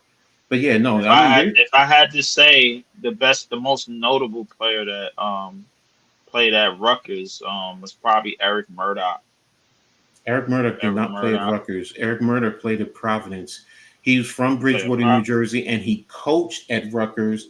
And he was let go by Mike Rice, and then he blew the whistle on Mike Rice, which started that whole fiasco with Mike Rice throwing the ball at the players and got him fired. So, but Murdoch did not play. They wanted him to play at Rutgers, but he didn't want to go. He didn't want to play because he was literally 10, 15 minutes from Rutgers. The only person I really remember is like Quincy Doobie. Yeah, Quincy Doobie. He was a first-round draft pick. You had the last couple of years. You had Ron Harper Sr. He went in as an undrafted free agent. You had Caleb McConnell. I think he's on Oklahoma City right now. So they've had players, but in terms of drafting, yeah, you have to go back into Wally Dix. Wally had a tryout camp before he went into the N1 circuit. I'm trying to remember who else. It's just been a couple. Roy Henson, Roy Henson. What's his name? It was an African kid. He was drafted by Washington. Last name start with an N. NGI, something like that. NGI. Yeah, Mahmoud NGI or something. yeah, Mamadou, yes. He was Mamadou drafted by NGI. Washington in the second round, so he played for a couple of years. So there have been players who have come out of Rutgers. Yeah, John Battle with Cleveland. You're right about that. I forgot about John Battle. The most notable Rutgers player wasn't a male player. It was a woman. That was Cappy Pondexter. You could say Cappy or you could say Sue Wicks, because Sue Wicks was there Wiz, I with the forgot about Liberty. Sue. Yeah, but she was an All American at Rutgers. But yeah, Cappy was the most notable. Yeah. So yeah. So I mean, yeah. Cappy is probably a name that probably a lot of people might And she's remember. won championships. So I mean, but you have Kalia Copper right now, who's playing with Phoenix. You Breezy, have hit the link. If you want to come up for a couple Leah minutes. what's her Copper, name? forgot about her. What's her name? Who's with with Indiana too? Oh damn, what's her name? I forgot her name. Yeah, I said Ron Hopper Jr. You said Ron Hopper Jr. I think you might have said Ron Hopper It's Sr. on your Twitter page, Breezy. Sorry, Check if I said senior. chat. Yeah, I said Ron Hopper. Phil Sellers. Phil Sellers, he didn't stick long, so that was the 76. Oh, Eddie Jordan, who was with the Lakers. He played for a few years, and then but he coached Rutgers to an abysmal season in the Big Ten, which is now why we have Coach Peichel. So, but yeah, Sellers was All American, one of the best players to come out of Rutgers, but he was more of a power forward, and I think at the time he was like 6'4", so he wasn't overly big. So but yeah, Keith Hughes, Eric Riggins. Keith Hughes. Here's a funny story. Keith Hughes actually played at Syracuse first. He's out of Carteret, New Jersey. Played at Syracuse for 2 years, then transferred to Rutgers. But when Keith was playing at Rutgers, he used to play in street ball in Woodbridge, New Jersey. And I used to have to guard him because I was out there playing. And tall kid. Look, I am not a basketball player, but I was strong. I was physical. He couldn't come down the lane. Everyone else would try and give him nope, not me.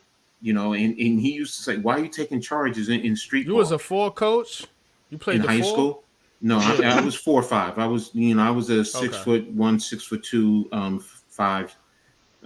But you was always a football guy, coach. Yeah, I'm always football. I don't have the basketball skill. Here's my basketball game. I'll set screens. I'll do rebounding. I'll get rebounds. I'll use all my fouls on whoever it is. I'm physical. That's the old school game. I'll hold you. Yeah. I'll grab you. I'll elbow you in the ribs. Yeah, that's me. I'm that.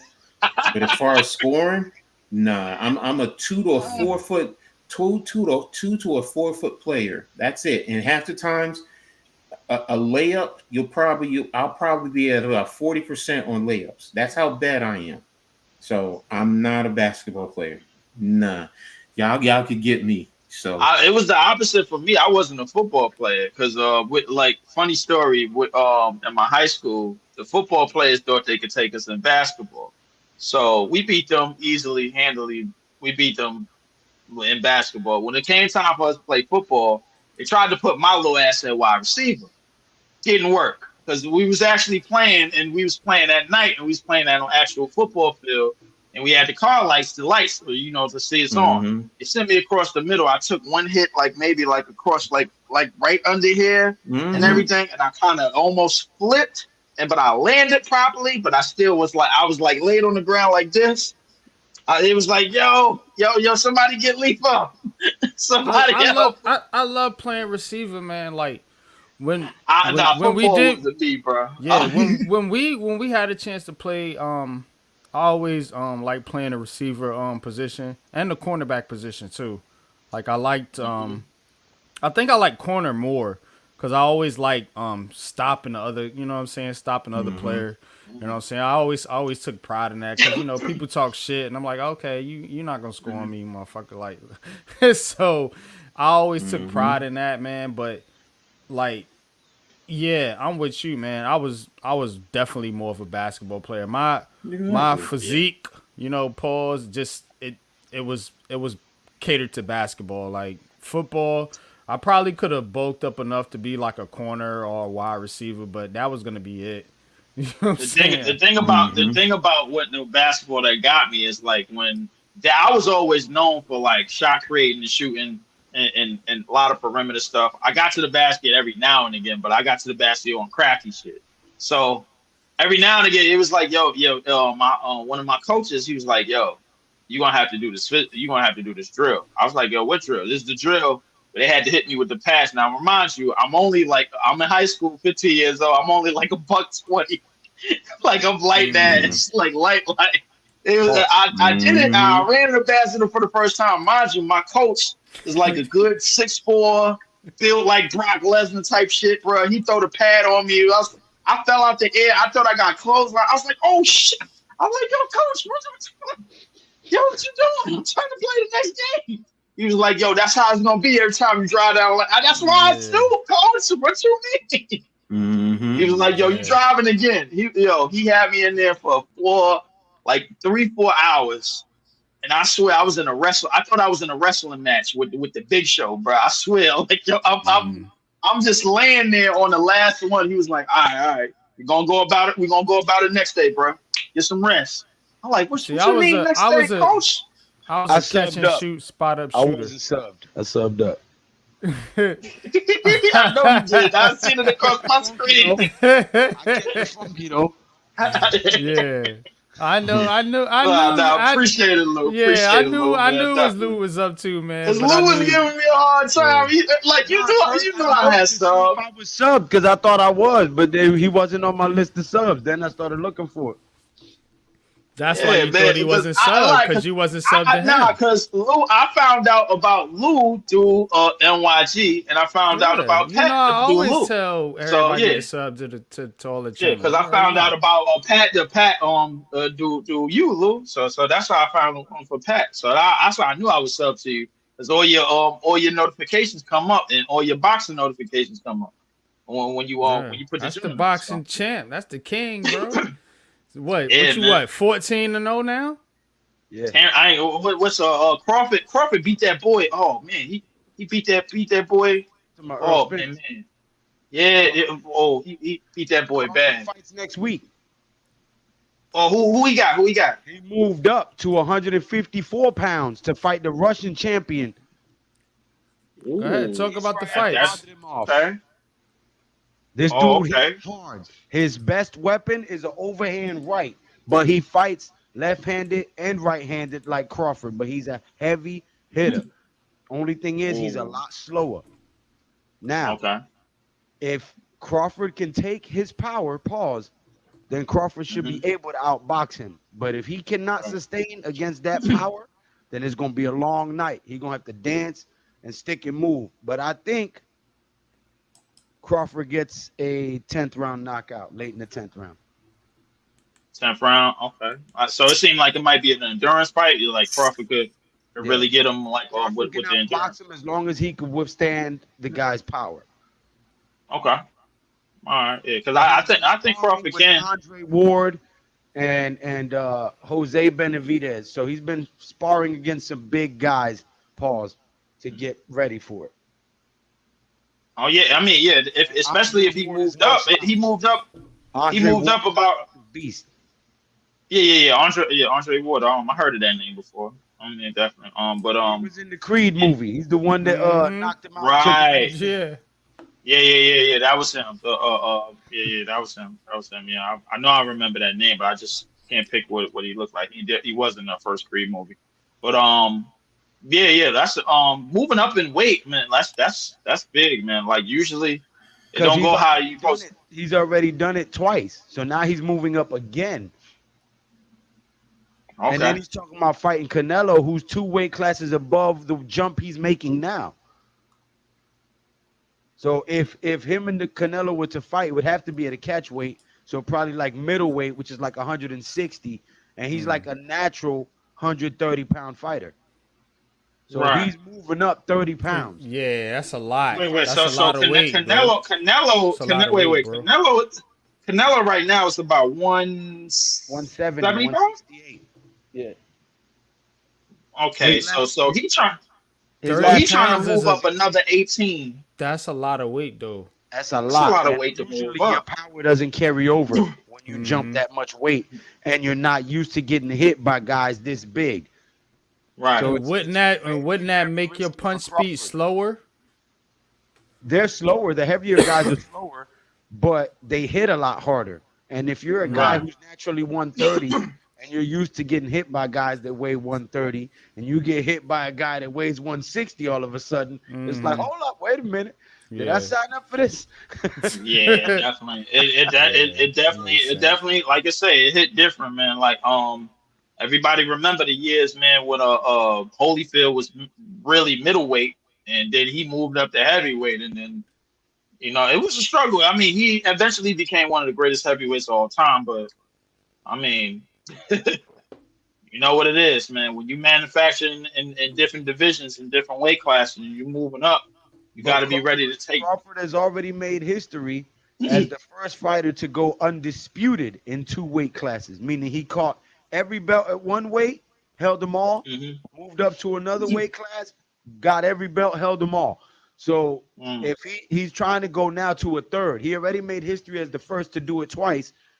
If he goes to a 3rd, greatest all time. Oh yeah. I In definitely. 3 weight classes, nobody's done that. Nobody. That's Nobody definitely did it. put him Nobody in did it at 2 but him. If he does it at right. 3, epic. Epic. That's definitely epic. Yeah, for sure. But wait, so the fight what this Saturday? This August 3rd. And that's a major card. You got Isak Pitbull Cruz versus Jose Valenzuela.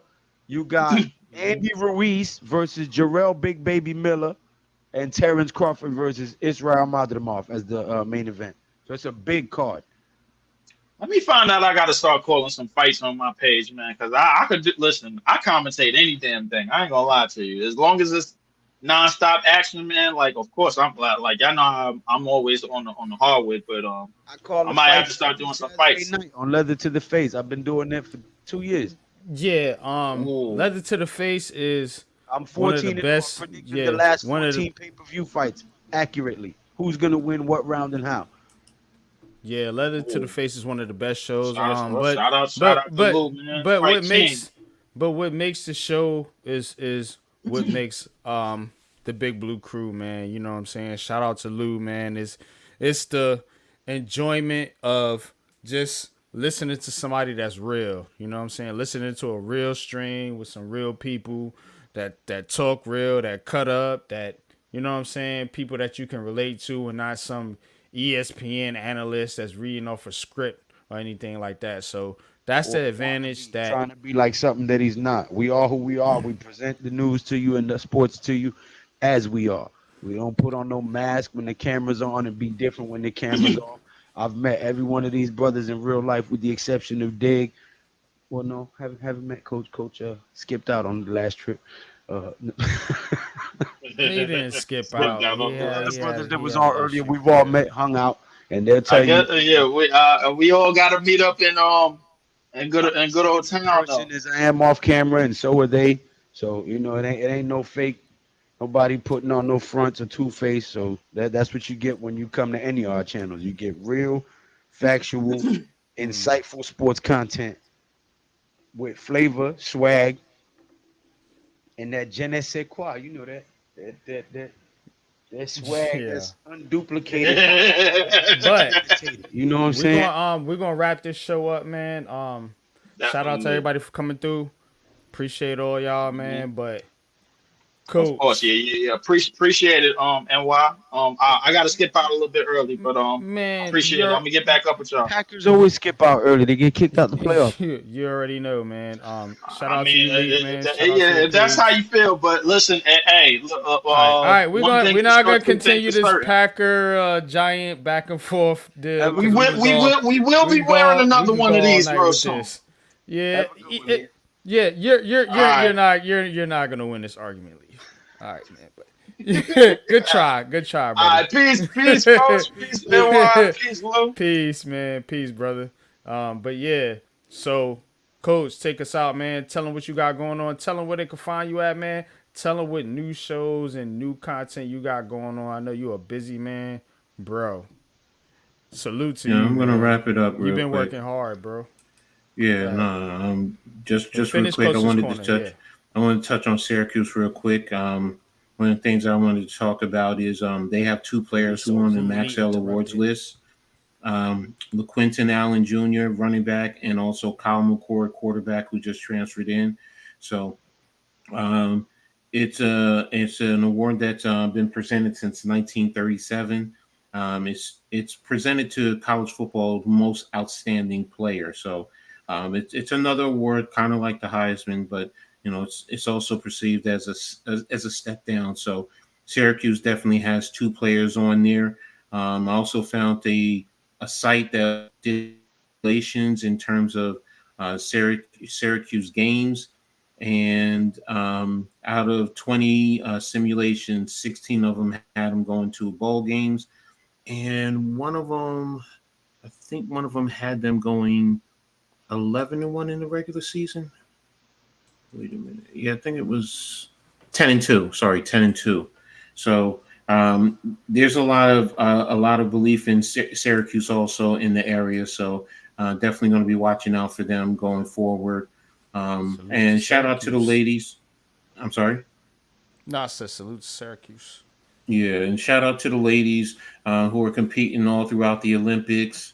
I've been watching a lot of it. Shout out to Simone Biles and the women's Olympic team. Simone Biles all-time record for gold medals in the Olympics with 8. So shout out to her, as well as to the women's all-around team. They won the all-around today. And she So took an Olympic off. yeah. Imagine had she not. Yeah. Matter of fact, and her husband actually plays for the Packers, to be ironic. So, but yeah, she's a beast of a gymnast. So, her Sonny Lee, Rivera, I think is from Oradell, New Jersey, which is North Jersey. But yeah, shout out to them. The for them competing. Shout out to the women's rugby team. They came home with the bronze. So, definitely, like I said, I've been tapped into the Olympics as much as possible. Women's soccer they're putting it up now. They're leading Group B with 6 points. So that means they've won 2 games. So definitely going to keep tap on what's going on with the Olympics. So, and hopefully we get more gold medals and continue to lead in overall medals. So, but that's pretty much it. In terms of Coach's Corner. Go ahead, NYG. You got it. Oh, you said what I got going on. Yeah. Tomorrow, I'm supposed to do Pick and Roll podcast. It's now at 6:00 because they're streaming the men's basketball game tomorrow. And then it depends on how I feel. If I do Read and Attack tomorrow evening, normally I do it at 7, but if the Pick and Roll goes at 6, I might end up pushing it back to 8. I don't know. I'll see how I feel. Thursday I have the Full Court Press covering the WNBA. So Friday the Blacktop with you, as well as the Read and Attack at 6 on Friday. Saturday the halftime coaching adjustment show. Hopefully Lou can be on there. Hint, hint. What day? Saturday, 2:00. We'll talk later. We'll talk after. Okay, man. I'm just throwing something at you. Yeah. And then Sunday will be gonna be a Giants good show, conversation. So I'm trying to figure out where to put in doing it for the R, because that's going to be my all Rutgers content that I'm bringing out there. So, but I yeah, got an idea for you. yeah. But All we'll right, talk after stream. yeah, we'll talk after the show. So, Addison was arrested for a DUI. Yeah. I didn't know that. And trying too hard. Oh, oh well. When the guy's going to learn, but that's it. That's what I got going on. Go ahead, NYG. You got it. Nah, I'm gonna turn it over to my big bro, Big Lou, G Nation Inside Sports, man. Tell him what you got going on, man, for the rest of the week, bro. Tomorrow night, True Big Blue podcast with Pat. Thursday night, the Big Blue Lounge. Friday night, if I can make it, tap in with you guys on the blacktop. Would definitely like to get in there. I think I can do Saturday, Coach. And then Saturday night, leather to the face, and Sunday night football talk with the Big Blue crew. All at G Nation Inside Sports, G Nation on Twitter, G Nation on TikTok, G Nation on YouTube, Excuse me. and G Nation on Facebook. Yeah, G Nation Inside Sports, tap in, man. absolutely, man. The Watching links, UFC football. the links are in the description. Well, your YouTube link. I don't have the Facebook and all that other stuff, but your YouTube link is in the description, as well as Coach, as well as everybody in the Big Blue crew. So definitely go hit the links in the description of the video, man. So you can subscribe to all these great content creators, man. As we close out this show, man. Definitely appreciate y'all in the chat. I know I wasn't reading a lot of comments, but you know, we definitely see y'all. We definitely appreciate y'all. Definitely shout out to William Horton. Shout out to Big Fan Breezy. Shout out to Irv. Shout out to Want Bag Doodle. Want bag. Who else we got in here? Breezy. We got Rafi. Capitan. We got Iman Perry. Got Tommy. We got Mosley. Pat, of course, came through. Talking his talk. Jay Lay, of course. Our bro. What's good with you, man? Another one of the Big Blue crew members, Alex, man. Our insider, man. On the beat. Tudo, of course, man. Day one, A1. You already know what it is. Neymar, what's good with you? Appreciate you coming through. And I don't know who this person is. I'm not even going there. I don't do that type stuff. Miz, of course, Mizaroni. Appreciate you, man. Keep making content, Miz, man. Yeah, I'm man. telling you, man. We need you, Stay bro. off of Twitter, put it on YouTube. Exactly. All the comments you put in the Twitter chat, make a video. Facts, man. And Leaf, you already know what it is, man. Boo this man. No. Lav X Beds dog. Yeah. Thank you for reading that, because I couldn't. And I'm not an idiot. It's just some words and pronunciations escape me. But appreciate y'all, man. Everybody for tapping in, and I'm tired, man. I'm get up out of this joint, man. But till next time, y'all already know what it is. Deuces.